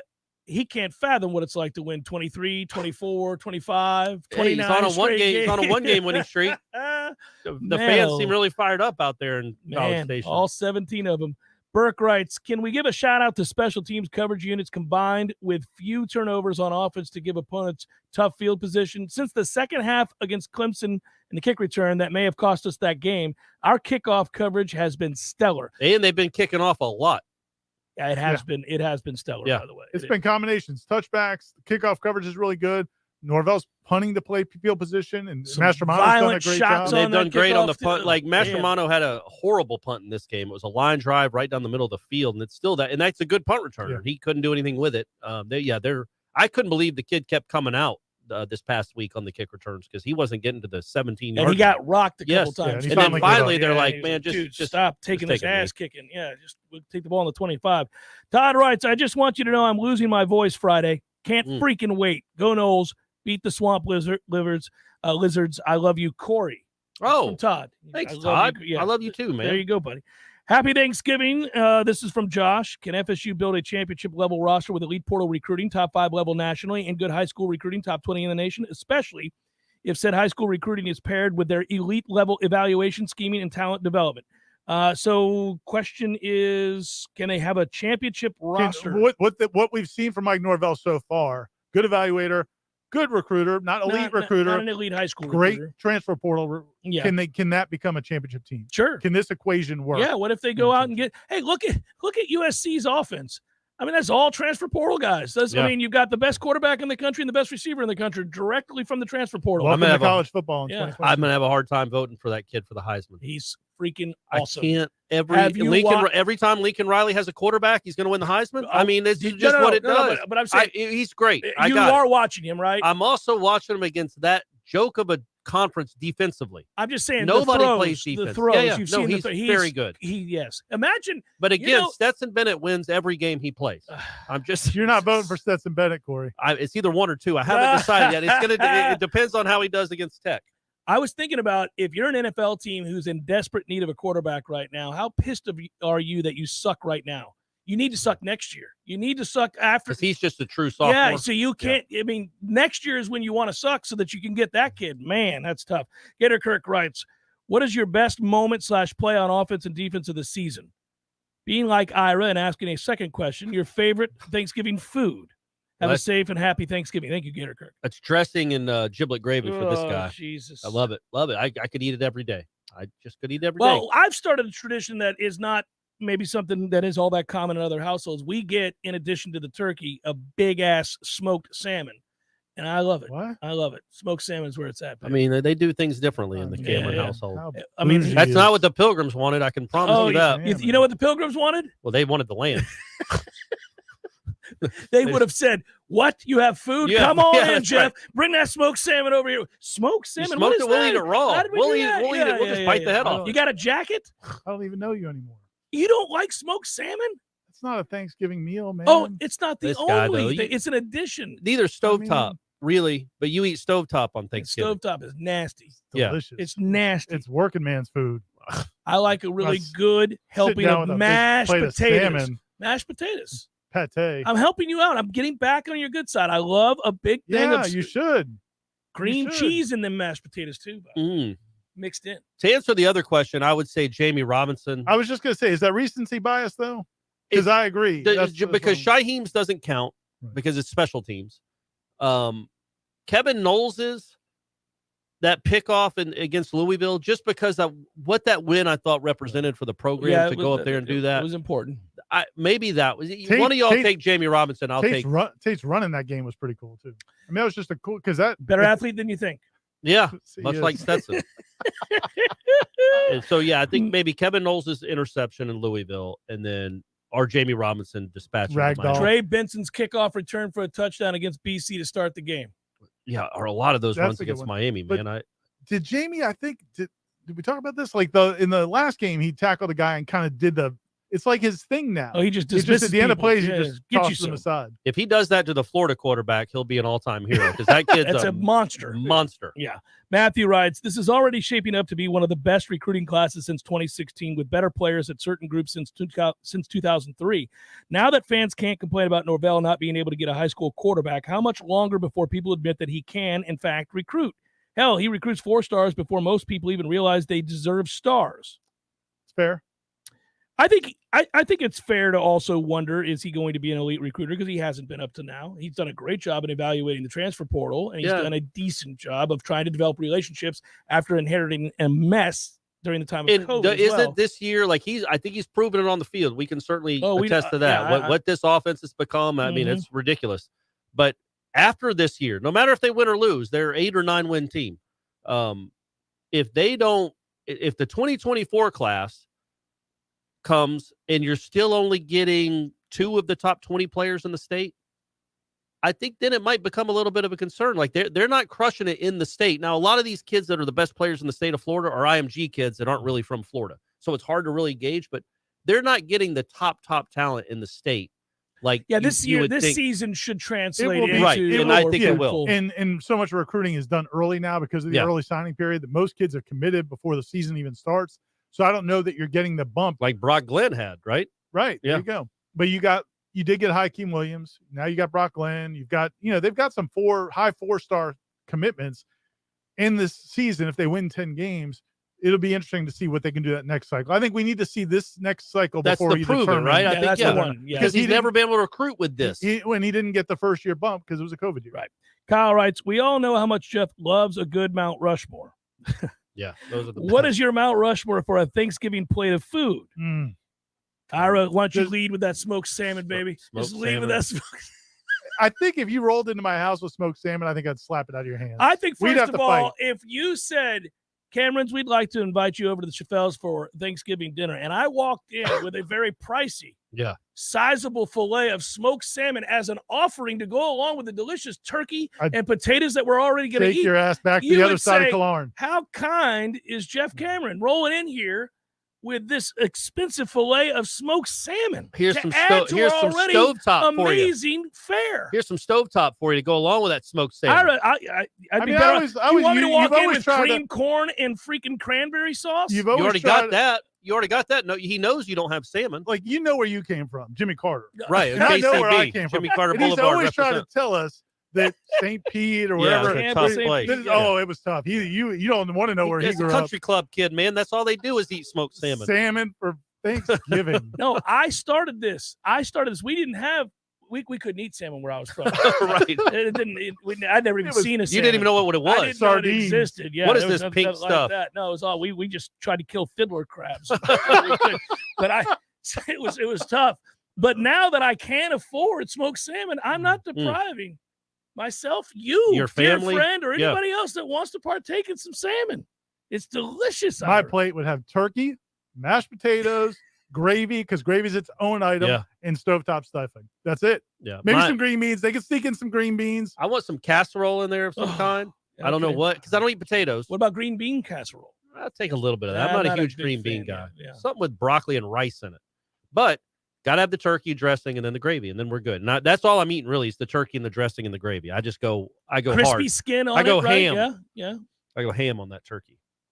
More fans at the FSU basketball game or the second half of the Texas A&M UMass game. It was close, man. That was, I mean, I know everybody says you can't fire them. It's a lot of money. When you see a scene like that, and what if they get down by 20 against LSU this week and they leave again? Which they will. You would think they will.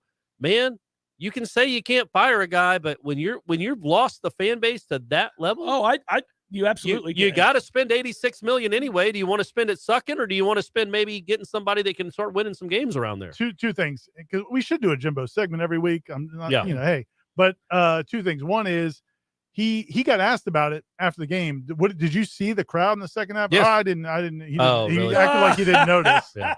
He didn't notice. He hears the guy saying get better coaches and challenges him to a fight. Meanwhile, when he was here and they started the Champions Club that last year and the fans weren't in the stands, he lost his mind just because one pocket of fans wasn't there. So he somehow didn't notice that the entire building that was 100,000 seat stadium had 20 people in it. He didn't notice. The other thing is, man, they ask him the harder the questions are now, the more smug he looks. Like he is at that point now where it doesn't matter what you say. I don't have to please anybody. If I'm him, I just start saying crazy things. I mean, he could. I would, just so they'd fire me and I'd get my $86 million and I'd chill off wherever he wants to chill on his ranch or whatever. But he looks like a man who has the contract he has. Yeah. That's how he's you could ask himself. me anything you want. You're like, Coach, you averaged 1.2 yards per play today. That's well below any standard I've ever seen in college football. Your thoughts on that? I'm hungry. Yeah. I am starving. I'm thinking about food. And just look at the guy. Just something weird like I like that. lollipops. Yeah, just whatever. Yeah. My favorite time of day is like 5:20ish. Right in there. AM or PM, Coach? AM or PM? Oh, AM, of course, on the ranch. And then I just go on a diatribe about how the dew on the ranch and the pine needles, just the smell of it. Like, just not even talking football. They're got asking a fresh lollipop in my mouth. Just watching the dew. Just turn into Marlon Brando. Just random, like when Bob Hope was 98 in a wheelchair, just like, my shoes are brown. R.A. Andrews writes, gentlemen, what will Coach Mike Norvell's third place finish for Coach of the Year? What will his third place coach finish? Duke's coach and Mac mean. Mac can't win it. Elko definitely is. I don't know about Mac. Mac can't. They just lost to Georgia Tech. They were up 17-0. Elko's going to win it. I'd give it to Norvell if they won Friday. That's me personally. 3-game losing streak. This team has not been good in 4 years. You're now rubbing elbows in some stats with efficiency stats with Georgia and Ohio State. It's been remarkable. Or Dabo, because he won the conference. Yeah, that's fair. I mean, you could use that as a because that's what they always did with Jimbo. I'm saying, but we always gave him grief for not doing that. I just so like being serious. No, man, just give it to whoever wins the conference, man. Elko won 7 games. Awesome. Did Sweet Pea ask a great question after the Florida basketball loss to get Ham and the boys off the 0-4? I was not there. I was watching on Twitter, but no. What if you had asked Leonard, what are you telling recruits right Yeah, now? Leonard, what are you telling recruits? Because this doesn't seem tenable. This right here. Yeah, this ain't working. I want to get it I done, would man. pay to see Leonard Yeah. Hamilton's reaction to that. He Oh, went man. crazy. He got pissed at Chris Nee for asking him if saw he it. thought about going to zone. Yeah, I he's think like, he likes have you me ever, enough. Have you ever watched the program? 20 some odd years we've been here. We've run it 4 times. Yeah, that I was think awesome. he likes me enough that he wouldn't just I think completely he would embarrass laugh. me, but he would laugh. Yeah. I think he likes Chris too. Well, that's, Oh, yeah, that's true. definitely. He was perturbed, but it was a fair question from Chris. You don't have any players, There's coach. 6 players. You gotta have to run some zone out here, man. Mark writes, gents, if we have another Geno English sighting at the end of the Gator game, can we get another hour number 2 from Corey? Well, it's a fair question because that means good things. Right. Clearly, that means Not another just good blowout. things. It's an incredible. 4th quarterback. So it's got to be Geno. So not even AJ. Yeah. No, Geno's out there slinging the rock. Yeah, man. How about this? If Geno English plays on Friday night, I'll do an hour number 2 until next football season. No, that's ruined. You can't do that. You can't don't wanna cheapen it oversaturate that the much. market like that. How Don't about do once that. a month? Then? Okay, maybe once a month. We'll do Yeah, once a yeah, month. that At sounds that. good. I do not think that's going to happen. And the reason I think that's a safe bet is I think if Jimbo can do to Florida what Beamer did to Tennessee, I think he's going to do it. Who Oh, you you calling mean Jordan Jimbo? Travis. You mean just called him Mike Jimbo. Norvell? I had Jimbo still on my mind from the Man, other Oh, boy. man, he's thing. I'm sorry, Mike. Yeah. Can we edit that out too? That and the Taylor Swift man, thing. man. We got some work to do after the show. Matt Matthew. writes, is Fabian Lovett on a snap count? Any chance he plays in the bowl game? I think that's the telltale is who's going to be available for the bowl game. We'll tell you who's coming back next year, right? Sure. I mean, yeah, there's a chance, but he'd have to be coming back. Like, why would you play otherwise? I mean, unless he wants one last go with his play. I mean, play 24 I never snaps. know. I never know. I don't begrudge any kid that says, hey, look, I got a chance to go in the first 2 rounds. I'm going to the NFL. I'm not playing the bowl game. I know it pisses people off. I don't like it. I wish it weren't that way. It is that way. I don't begrudge the kids. And I never know really what is the deciding factor. I think logically, if you're going to the league, you probably wouldn't play in that bowl game. The one thing I would say that the reason I think this team may be a little different, not with everybody. Some guys are just going to not play in the bowl game. That's fine. I'm not holding against them. I do think because college football, part of the reason that's such an easy decision is because college football is transactional for a lot of players. Sure. You're using me. I'm using you. Once I can move on, I'm moving on. And it's an exhibition game. Because of this unique situation with this team and what they've been through. It may be a chance at 10 wins. And I could see it meaning more for some of these guys. Right. Yeah, they might. Than a normal 5 years from now. Yeah, and there are guys who would tell you, I don't care. I would never miss a game. I will play no matter what. And in those situations, I mean, obviously you're happy to have them, but also I think anybody who cares about his future, you may want to pull that kid aside and say, you're crazy. Don't play. You could think about that tight end from Michigan. Yeah. Butts or whatever his name was. And the linebacker from Notre Dame. I mean, that great that's kid that they had. Brutal. Seminole Headlines, 93.3 Real Talk Radio and Warchant TV continues in a moment. There's fun to be had every night at the Corner Pocket. Take home prizes on Trivia Tuesdays and Beer Bingo Thursdays. And kickstart your weekend with Martini Fridays. Plus, happy hour runs every weekday and game day specials every time the Noles take the field. Watch all the best games at the Corner Pocket's Vegas Wall, featuring 560 inches of flat screen TV heaven. Oh, really? The best food, the best drinks, and the best place to watch all the games. Tallahassee loves the Corner Pocket. Over 50 years ago, when Paul Nicholson founded Paul's Termite and Pest Control, he had one goal in mind: provide the best service possible to his neighbors so they felt like family. Your problem was his problem, so today it's our problem. Paul's service area is our home. It's where our kids go to school, where we shop, and where we get involved with community organizations. So if some out-of-town company knocks on your door and begins pressuring you to sign an agreement for termite or pest control, you can bet on a few things. Number one, you'll never see that person again. Number two, your technician is likely to change often. And number three, your money will not stay in North Florida. These companies are sending your money to home offices in Atlanta, Orlando, Salt Lake City, or even Great Britain. Paul's Termite and Pest Control knows local means something to you. The health of your Tallahassee home, family, and pets is our number one priority. For the elimination of termites and pests and a greener lawn too, call your local company with local solutions. Paul's Termite and Pest Control. Hey everybody, the perfect fireplace makes your house a home. How's your fireplace looking? Not too well? Hearth and Patio can help you with that. Actually, Hearth and Patio can help you with anything fire, give my friends a call at Hearth and Patio. If you need new fireplace upgrade, fireplace repair, you need custom outdoor kitchen, grills, or an amazing fireplace for your backyard. 850-727-4282. That's 850-727-4282. Or you can visit them online at hearthpatiotallahassee.com. Hearth Patio Tallahassee. They keep the home fires burning. So let's say you're considering buying a new home in the current climate. All heard that demand is high, inventory is low. So how do you get a leg up on the rest of the buyers all making offers on the same house as you? Oh, that's a toughie. But the first place I'd suggest you start is with a call to my friend Shannon at Legendary Home Loans. Shannon will set you up with a complete pre-approval underwriting. It used to be an upgrade, but nowadays it's got to be standard. You want to get your offer on a new home pushed to the front of the line, you need a TBD full underwriting approval from Legendary Home Loans. You'll shorten or even remove your financing contingency, and the sellers will know that your offer is real and ready to go. It's tough out there these days, folks, so why not have the advantage of a proven winning team in your huddle? Get pre-approval underwriting from my friend Shannon with the one and only Legendary Home Loans. Call now, 844-FSU-LOAN, 844-FSU-LOAN, or just visit FSUHomeLoans.com. FSUHomeLoans.com. Equal housing number, NMLS number 2270146. Imagine for a moment that you are completely weightless with zero gravity. All of your worries and stress melt away. Your mind stops racing and you fall into a profound state of pure relaxation. This is available to you right now at Tallulah Delta 8 Plus Floating in Railroad Square for just $50. These state-of-the-art floating pods are unlike anything else you've ever experienced, and while you're there, you can shop for some of the latest and greatest CBD and Delta 8 products on the market. Natural pain management, stress relief, and better sleep are all at your fingertips at Tallulah. Tell them Jeff Cameron sent you and thank me later.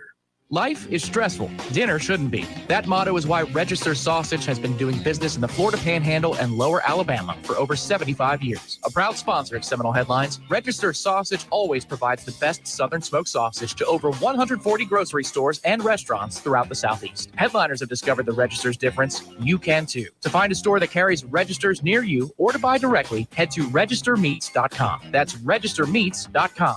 Register Sausage. Yay, sausage! Seminole Headlines returns now. Head to YouTube and search for Warchant TV today to catch the show live or on demand. Now, here's Jeff Cameron, Ira Schofel, and Corey Clark.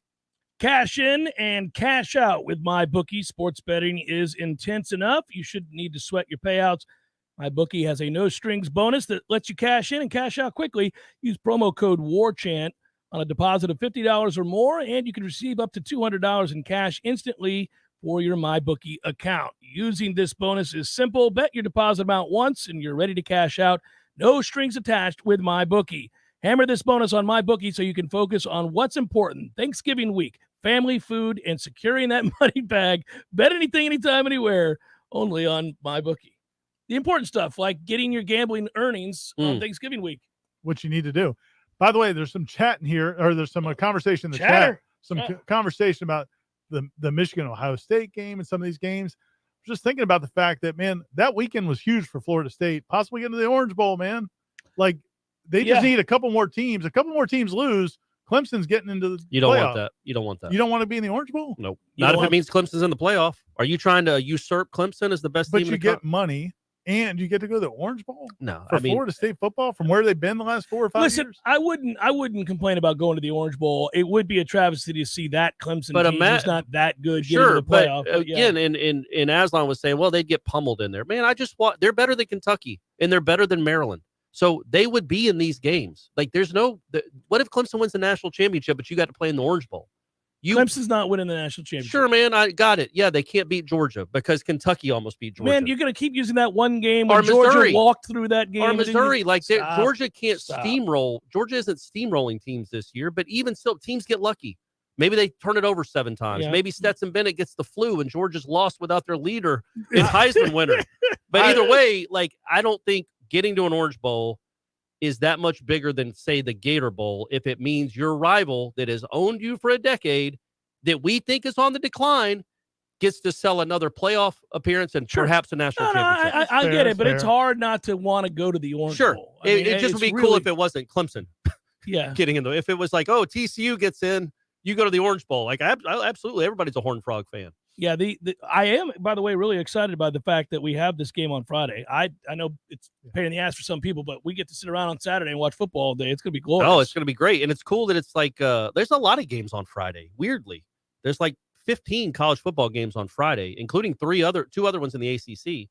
But then that window, there's nobody in that window. It's Florida State and Florida. So if you play well, again, it would be another national advertisement, like Miami was, like LSU really was for 3 quarters, and Louisville was. Like, it'd be cool to be in the lone window playing well. And not just for recruits, but those college players around the country who are about to be in the portal, who are absolutely they're in their hotels watching that. Every college football meetings are going to be over by 7 o'clock. So unless they're going to a meet or movie, they're all going to be watching that game. And Florida State, can make a statement to the portal kids. Some of those defensive linemen in College Station might be, all right, it looks like a fun team to play for. Is that game on at the exact same time? Is our game on the exact same time that Notre Dame USC is on? No, that's Saturday night. Is that Saturday night? Yep. I'm really looking forward to that game. It's like a Monday night game. It's beautiful. Add ULM from last year, and we really do own the state of Louisiana. This from Todd. Happy Thanksgiving, gents. I'm picking up fresh pies today. Oh, yeah. You guys have the best show. I look forward to the podcast every week of the season. So how about that FSU defense? Looking way better than anybody expected preseason. I say it's the recruiting, the portal, the depth of each position, and the development of the talent by the whole coaching staff. Some would say it's Adam Fuller. I say they're good despite having him as DC. What say you? That came out of nowhere. It was. Yeah. God got his shot in. 6 straight lines of praise, and then just backslapped Adam Fuller there at the end. Not backslap, backhanded. Yeah. Listen, you got to give Adam credit. He's done a really good job with this group. They've gotten a lot better in a short period of time. Numbers are the numbers. I don't think they're an elite defense, but it doesn't really matter. I mean, they're playing good football. There's no denying the improvement. Correct. And they're good enough. Is this a national championship defense? No. Is your question, are they ever going to have one under Adam Fuller? I don't know. I mean, it's about players. Yeah, I was going to say, usually about players. Usually when there's an elite defense, you got a bunch of Jared Verses. Yeah. And a bunch of Fabian Levitts. It's not one or two. Just about anybody could have coached that Georgia defense last year. They had NFL stars at every position. And I don't pick the best defense, pick whatever defensive coordinator you want in the country. If some of these guys that they're playing are your starters, you're not going to be the best defense in the country. Right. It's on the knock on them. They're doing great with what they have, but it's not an elite talent defense. Yeah, and so when you look at the numbers, it's back. It's back, and now it's twirly. When you look at the numbers, they're like 11th in the country in total defense. That's incredible. They have not, when they've played competent quarterbacks this year to good quarterbacks, and I'm going to include Jane Daniels in that, although he's got some limitations. Mm-hmm. They have not done all that well. Jane Daniels, Malik Cunningham, Sam Hartman, DJ. Those are the 4 best quarterbacks they've played. They did those. I think they're averaging giving up right around 30 points. Yeah, that's why I said I don't think they're an elite defense at all. So that's what when you have pause about this game. They also didn't have Levitt for some correct. reasons. Well. Yes, but when you have some pause about this game, to me it's that. It's now you're going to play a competent quarterback again. Well, that's how the game's close. Yeah, because you could see this turn into a shootout. If Florida's playing well and AR's being Superman running around or something like that, yeah, you could end up having to score in the 40s to win. And, nobody wants to be sitting around here in the fourth quarter of the game tied at 34 or something like that. You'd be very nervous at that point because the pressure, I think, is on Florida State here. Yeah. But literally, there's nothing you could say about the way this Florida State defense has played for the last 6 weeks. You can't get mad at them. Well, if we only didn't have Adam Fuller. Right. I mean, what are they not doing? Yeah. They're one of the best in the country at sacks. They don't give up big plays. No, there's no sure you can't tackling. Say anything. Can't say anything. Yeah. You could just say that that defensive ranking is not indicative of who they really are. Fine. That doesn't mean you should fire Adam Fuller. We're also 12 games in now. This is the last game. So again, like I said, though, this last month, it's been awesome to watch. They have not played. It's not been great quarterback play they've gone up against. Bob writes, to the hardest working team in sports, happy Thanksgiving. Thanks for being here, and thank goodness for an 8-3 season so far. Considering Norvell got a slow start because of COVID, will Cristobal and Napier catch up quickly, or do you all think it will take a few years to weed out malcontents and locker room cancers anyway? Well, I think Miami's project is a lot greater and more difficult than Florida's. Yeah, Miami's where Florida State was in 2020. I think Florida's probably where Florida State was in 2021. Yeah. I think Napier's a good coach, and I think he'll get Florida winning. But that situation in Miami is ugly. I mean, when he's saying to the press, any parent that's unhappy with their kids playing time, come pick them up. They're not in a healthy place. This is not a good situation. So here's my thing, though, about this. See, the thing about Thanksgiving, right, Corey, here we go. You can just pile all the different things into one plate. And if they can commingle and it's all fine. Right. But that's what you couldn't do with smoked smoked salmon. salmon. Not doing without smoked salmon. Yeah. So what happens there, Jeff Cameron? I have a separate plate. Separate for my plate for the smoked salmon. Yeah. China? Fine, China. Yeah. It's not just all willy-nilly scratch. You're not putting that on China. a paper plate. No, That's smoked salmon. No, actually, we get loose. It's a massive. It's a lot of smoked salmon. And I cut off the skin on the underneath right there. I leave it in that foil, and I say, "Come on, it's in the kitchen. Just pick at it." It doesn't even make it to the table. Yeah, where's the turkey? Even get upset. We don't have turkey this year. It's just smoked salmon this year, kids. No, that doesn't happen. We have the turkey. What a weird tradition. I thought that'd be more of a Christmas. What pie goes with salmon? Strawberry rhubarb. That goes with everything. Goes with every. I just had strawberry rhubarb last week. Get up in there on that strawberry rhubarb forget pie? about it all day. Oh, strawberry rhubarb's where it's at. Andrew writes, "Gents, do you remember those god-awful uniforms we wore against Maryland back in 2009? Yep. The game that preserved the bowl streak? Yeah. Well, in whatever fiery dark cauldron in the deepest circles of hell to which they were banished, can we find room for those black alternative jerseys as well? Happy Thanksgiving to you all and to the entire We're Warchant talking about crew." last Saturday. Yeah, I'll say this: the one thing I'll say for those jerseys, they were easy to read the names, and numbers. Yeah, they were better than the 09 jerseys. those those were crazy. This was Do certainly you a remember? better. And I'm going to say this lovingly. I remember getting into a shouting match with Monk Bonasort. Rest in peace. And I was saying to him, I go, "Monk, this color gold." Before the Oklahoma State game. I'm like, what are we doing here? And he's like, "It's the same. It's the same gold." Like, Monk, you're not out here in front of the fans that you're having to convince that these don't suck. It's me. I'm in your office. Don't what are you saying? He's like, "No, it's the same gold. Same gold. If you look at the Nike chart, it's the same." Well, you got a bad batch. It's not the same gold. You got a bad batch. You wore the uniform, sir. Don't do this. We were yelling at each other. It was hilarious. And he finally smirked because he knew. And I was like, "Come on, man." The thing about Monk is, God bless him, we love Monk, but Monk is He was a company man. He was a company man. He was not going to let me. Bad about anything at Florida. He was not going to let me besmirch those uniforms. I was like, "Sir." Adam writes, "A coworker and Alabama fan offered me a friendly wager at the beginning of the season. FSU wouldn't win 8 games. Now, would Big Daddy J and friends go double or nothing for 10 wins? Earnings will, of course, be used for some Register's victory sausage." Is the Alabama fan is he good with that? Oh, he's trying to offer it. Oh, is he? So I he's was going gonna to say, offer it if he's a smart Alabama fan and he's watched this team play, he'd be like, they're probably going to be favored in their bowl game, I too. don't know, though, but, you're I don't know. I The don't know. I would bird in take hand? it. I'd take the money. At this point, you're almost a 10-point favorite.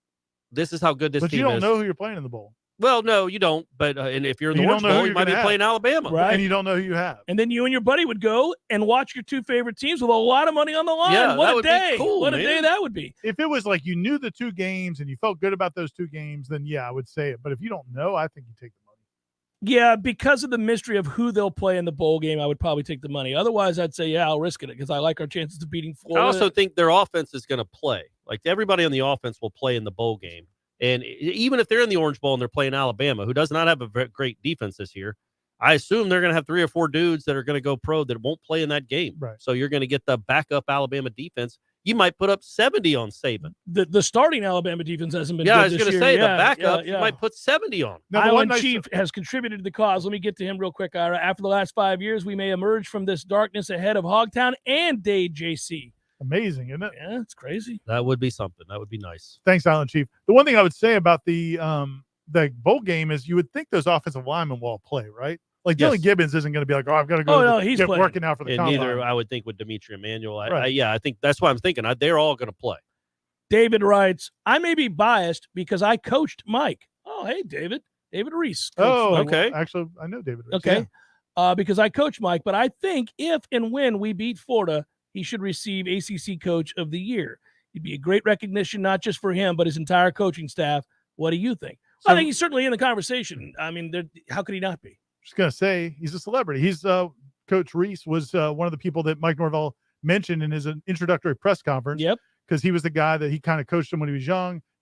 Norvell ended up kind of like spending a lot of time with their family, almost like he's talked about it. He's had surrogate fathers in football. Yeah, yes. And Coach Reese was one of them. Great guy and a huge supporter of Mike Norvell. Comes to a lot of the games. Was that a Facebook question or a Twitter one? That was a Twitter question. Okay, all right. That's finally something positive out of Twitter. Finally something positive. Very rare. If it wasn't for what Elko's done, I think Norvell for sure. But I think when doing what Duke has done. No, I understand that Elko will win it, but Mike should be second in line there, ahead of Mac for sure. Mac, man, I was dumb enough to bet on that. I thought that was the lock of the year. So everybody did. So it was. But yes, Norvell is very deserving, especially if they finish this off on Friday, because of again not just where the program was, but also a 3-game losing streak and coming out of the other side and just bludgeoning people. Tony writes, with Jeff thinking Nicholson can contribute next year, I did say that, yes, and Omar Graham with a year under his belt and 2 off seasons in the strength and conditioning program, could the linebacking room be above average next year? Thinking about next year could be special with the right pieces back.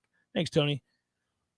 I don't know about special. I don't know if the linebacking core Special's tough. Yeah, could they be good? Could they be not a burden, a weight, an albatross? Yes. As a gallbladder? The gallbladder. Of the listen, team. we are so dangerously thin at linebacker in terms of quality that if either one of the 2 starters that are primarily playing are out at any point, I hold my breath.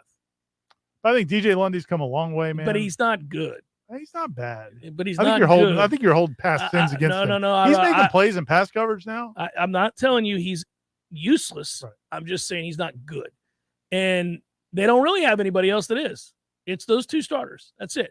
They've got to. And I would argue, I don't know that Deloach has been good this year. He's had moments. Bethune has been when he's on the field. I feel like Deloach has played hurt most of the year. Yeah, I do too. He just hasn't been himself. He fell off a cliff after those first 4. He was flying. Yes, he was. He looked like he belonged on like a Georgia defense. Yeah, I think he's playing. My opinion, I don't know this. I just think he's playing beat up a little bit. But the thing is, that is a position they've got to get a lot better at. And they did get a great commit from that Nicholson kid who I think when you watch him and you look at his body type, he will contribute, I think, in year 1. Now, from there, a kid reminds me a little bit of like a Kirk Carruthers, Daryl Bush type. Except for he's bigger. Yeah. And I was just talking about faster than complexion. You think? Faster than you think? No, I know what you were doing. Oh, okay. All right. Yeah. He is bigger. He's a monster and he's a good runner. He runs like 300 yards. Yeah, he's a big dude. I think he'll play right away. I think Omar Graham's got a lot of potential. I like him. And you know what, man? I'm not sure that Brendan Gant won't be a pretty good linebacker. Good call. He's played well. Man. He's come a long way. You're right. He's not terrible. Bethune could be back. Well, right? Bethune I think will be. Yeah, Bethune should be. That's back. important. Yeah. So get you 1 or 2 more really reliable guys that have some instincts for the position. That's we have not had enough of those guys. We all think the portal needs are in front of those linebackers. I think to get some guys in front of those linebackers at defensive line. Choco writes, "Hey Ira, sitting here with a 102-degree fever thanks to a bug my daughter gave me. Oh, that's nice. Who would be the program? Who would be the best matchup for the program in a bowl game? Oh man, one that you could win. I think just go beat somebody's ass in a bowl game. At this point, being in a high-profile bowl game, and they're going to be in a pretty high-profile bowl game, given that they're going to finish second in the ACC. What about Ole Miss? Kansas State in the Alamo Bowl or something like that would be awesome. Kansas State's had a good season. They had a good test. Throwing out the Alamo Bowl. Nobody's mentioned the Alamo Bowl. But I'm mentioning the Alamo Bowl right now. Let's go. Just trying to swing a side deal. Let's go. Hey, you got good salmon out there? Wouldn't it be funny if like next week you're listening to the show like Alamo Car? You're like, what in the hell? Yeah, no, the Alamo Bowl would be all right. Holiday Bowl. So who would they get? Holiday Bowl in San Diego. So if they go to the Gator, I would put my chips on the Gator right now at this point. So they'd be playing an SEC school, right? Yes. So who would from the SEC? I would think one of the Mississippi schools. Right. I would think. And who knows who Ole Miss's coach will be? Yeah, could be at Auburn. Ole Miss against an interim coach. I'm with you, man. At this point, where Florida State is, it's way more important to win 10 games than it is to beat a main team. Yeah. So whoever it is, just somebody you can beat and move on and get your 10 wins. If their offense is back intact for that bowl game, considering how defenses play in those games anyway, and whoever you're playing is probably going to have 2 or 3 guys not playing, it's hard to imagine them not putting up 45, 50 points. Drop 70 on somebody's ass from the SEC. Wouldn't that be great? I would like to play K-State in the Alamo Bowl. I'm just on record. What a weird – it's just such a weirdly specific team and place. Seminole Headlines 93.3 Real Talk Radio Warchant TV continues in a moment. Your local news now. Officers are investigating a Saturday evening armed robbery that happened around 5:45 p.m. at the tobacco outlet along 1525 West Tharp Street. A suspect armed with a pistol took cash from the business. The suspect has not been arrested. The Tallahassee Police Department is investigating a stabbing incident that happened at 1:26 a.m. An adult male suspect was in the area of the 400 block of Georgia Street when he approached the victim and asked for money. When the victim declined, the suspect stabbed him. The victim, an adult male, sustained non-life-threatening injuries as a result of the incident. At this time, a potential suspect has been identified. However, no arrests have been made. A 36-year-old Sneads man was seriously injured Monday afternoon in a single car crash. The man was traveling on Messer Road around 2:55 p.m. when he steered to the left. He attempted to overcorrect to the right, but for an unknown reason lost control of his vehicle. The vehicle overturned and the driver, who was not wearing his seatbelt, was ejected. He suffered serious injuries as a result. This is Rachel Lene with your Real Talk 93.3 local news update, brought to you by Macklemore Systems, Tallahassee's go-to Mac store. Check them out online at MacklemoreSystems.com. This is meteorologist Paul Trombley with your Real Talk 93.3 weather update. Overcast skies this afternoon with daytime highs approaching 70. Winds out of the northeast, 5 to 10 miles per hour. Cloudy skies expected again tonight. Slight chance for scattered showers. Lows level off around 56. Slight chance for scattered rain showers again tomorrow. High temperatures reach up to 73, mainly sunny skies. This report is brought to you by the Lawn Johns. For all your landscaping and lawn care needs, visit thelawnjohns.com. Right now, 71. Tallahassee's favorite family-owned Apple and Mac product store has moved to an all-new location. Macklemore Systems is now located at 230 John Knox Road. Same great people, same great services, same great prices, all at a new location. Macklemore offers computer and Apple device sales, one-on-one consulting, business services, and the most experienced Apple repair team in the city. Learn how to get the most out of your Apple gear. Come by and say hi to the Macklemore Systems team today at their new location, 230 John Knox Road. Life is stressful. Dinner shouldn't be. That motto is why Register Sausage has been doing business in the Florida Panhandle and Lower Alabama for over 75 years. A proud sponsor of Seminole Headlines, Register Sausage always provides the best Southern smoked sausage to over 140 grocery stores and restaurants throughout the Southeast. Headliners have discovered the Register's difference. You can too. To find a store that carries Registers near you or to buy directly, head to registermeats.com. That's registermeats.com. Register Sausage. Yay, sausage! Hey, Matt. Yes, Greg. You know all the different ways that you can listen to Real Talk 93.3? There are several. So we've got realtalk93.com. You can go back and listen to all of our shows in the podcast section. That's right. You can also listen on our app as well. Search Real Talk 93.3 and look for the red microphone and download our app. Never go anywhere without us. And of course, you can always listen right on the radio. Well, they are listening. Are they? If they're hearing this commercial, then they're listening. That's true. I hadn't thought about that. The Greg Tish Show, Monday through Friday, 6 to 9 a.m., only on Real Talk 93.3. Seminole Headlines returns now. Head to YouTube and search for Warchant TV today to catch the show live or on demand. Now, here's Jeff Cameron, Ira Schofel, and Corey Clark. Final 7 minutes or so of the program. Let's rapid fire some of these things. Can I interrupt you real quick? Yeah. Tony in the chat said he didn't mean to say, will the linebackers be special? He meant to say, if the linebackers are good, if they. Oh, how special could the team be? Well, who do you have at defensive end that you love? And yeah, there's still questions up front. Yeah, got questions up front. Yep. Sam writes, it's nice we're back to a 9 or 10 win season, but when can we get back to recruiting at the championship level? Well, winning seasons like this lead to kids wanting to come play football at your program. It might be the 2024 class. Think of what you were selling for most of this class. You were selling hope. Hope. After 2 bad years. Now you got some buy proof. into what I'm telling you is going to happen. It's kind of amazing they've done what they've done, to be honest. You got a little proof now. What brought you more joy, crushing Urban Meyer in 2010 or Jim McElwain having to tell people that he did not, in fact, take his clothes off and jump on top of a shark? Those are both good. Those are incredible. I probably... The Urban thing was great only because what we just watched for the last 5 years. Yeah. And then to see him not want to be there. Yeah. Quit. And just, stop coaching. That was pretty beautiful. But he's still, just such a pig of a human being, so it's But McElwain not having any sense of humor about it at all was pretty great. It was funny. Yeah. He would not even entertain it so much that you're like, man, that must be him on top of that shark. He's not laughing at all. But it's also like laughing at the fat kid or whatever. He was already losing to Florida State. It wasn't like it was getting knocked down a peg. And he didn't have the common sense to know that you can't dignify it with an answer or talk. It's hilarious. Then the death threats. Yeah. Oh, well, And then when they pushed back on that, we're like, well, we need to see the emails. That's not good. We will not allow our head coach to Didn't he get threatened. suspended for that? Well, kind he of- was that done stuff? at that point. Yeah. They had 4 cause. He's Yeah. done at that point. They're like, thank you for lying about this. Nobody threatened your life, you dumbass. All right, here we Go hop on a shark. Yeah. Hugh writes, whose bald head is softer, Jeff's or Corey's? Corey, what kind of lotion you use on your head there, buddy? I don't, so I'm going to say you do. It's me. Yeah, I do. I use The pomade, right? Or no, what do you use? It's like He uses the what is that? The coconut oil. Coconut oil. For or years, something. I used coconut oil. I've moved on to salmon grease. Yeah. It's just once you're done eating, you just You just lather it. squirt that salmon juice It's all the good over you. oil. It's the good kind of oil. Yeah.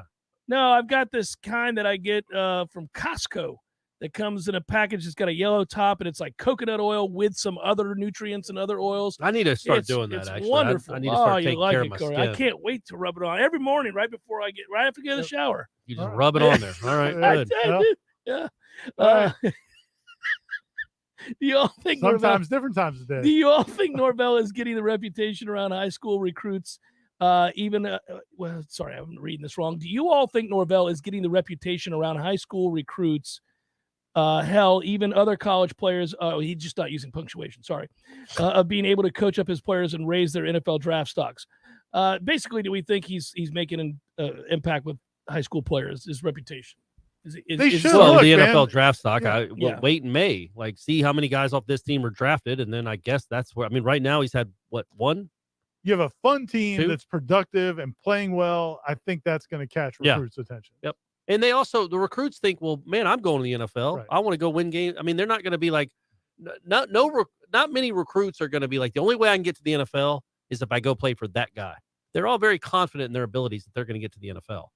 Jared wants to know, would you rather go to a New Year's Six bowl and lose to finish 9-4, or go to a second tier bowl and win and go 10-3? That's my point too. Yeah, I You want changed to my win. stance You want to win. last segment. I changed my stance. You Go want wherever you can get the 10th win. You want that 10th win. So we've got, are y'all just doing pie on Thanksgiving, or are you hoping for Friday pie and some Saturday celebration pie also? Well, Yeah. I mean and Sunday pie and Monday pie. Sure. Who doesn't want that? When's not a good time? Y'all get that married pie too. That's something different. Caring. Very caring. Yeah, that's right. You still got any more questions? Oh, I'm sorry. We're off. I think the we got more questions. tracks. We're off the probably. I didn't get to a lot of them here. Yeah, I asked a couple of Facebook. A few weeks ago, it sounded like Jeff was going to give us more info on him and his friend getting jumped by some Miami fans. Corey interrupted him rudely. Can we get a little more information on that? Did you win, hold your own, or get whooped? It actually didn't come to blows. It did not get to where no party swung on the other. There were some F-bombs exchanged. There were some harsh words. Yeah. Todd Van Dyke, my buddy that I was with, just so this guy knows, was Tyler Van Dyke's father. No. Oh. 6'5", 300 pounds, and grew up kickboxing. He was not a guy to trifle with. So That was back before kickboxing was even a thing. His uncle, Don Metz, was a promoter for kickboxing. I once got to go up to Rockford, Illinois, the fighting town of Rockford, Illinois, and be a judge for a promotion that he did. You know what I don't understand? The Reverend Jim Jones had a church in Rockford, Illinois. Is that right? Yeah. Cheap Trick is from Rockford, Illinois. There, see what's all happening. Mm-hmm. Aren't you glad you asked that question and had him finish that story? I was just thinking about this the other day because I'd heard a similar story. And why do the guys, like in the group of guys, your buddies, there's always the one guy that talks smack and gets everybody else in trouble. Oh, yes. I can know specifically the guy in my group that does Why that. does that guy keep doing it? Because he's had other people run to his aid. Why can't he? You got to just let him get his butt kicked one time? I remember. That's probably a good idea. I have a dear friend who was at AJ's during the Florida State-Miami game. He was at the bar because he was too drunk to go into the stadium. And anyhow, I ended up getting called by another friend saying, you need to go pick up your boy. There's going to be a problem. And I was like, oh, so there Why it is. can't get that guy? I wanted to be like, dude. If you're that guy, yeah, stop being that guy. Yeah. Nobody wants to fight you. I tried to made that abundantly clear at that time. I was like, why am I going to come from the Florida State-Miami game to come save your ass at the – come on, man. And you're just going to – and you know what? Because sometimes you're like, you know what? Beat his ass. I'm on their side. Yeah. I'm going to join in. You deserve this. All right, we've got less than a minute here. In fact, we got 30 seconds. Good work out of you. Good work out of you. Thanks. Always appreciate it. Hey, you should tweet a picture of that Thanksgiving salmon. Let the viewer, let the Twitter fans anybody decide with whether or any not sense that's an appropriate whatsoever, they're meal. going to be like, "This is incredible." Look, man. I haven't chimed in on this. I would eat the salmon. You would eat Jeff salmon? Of course, I'd eat Jeff salmon. Who wouldn't? For Kidding. Corey and Ira, I'm Jeff. Thanks so much for listening. Be well, everybody. Happy Thanksgiving.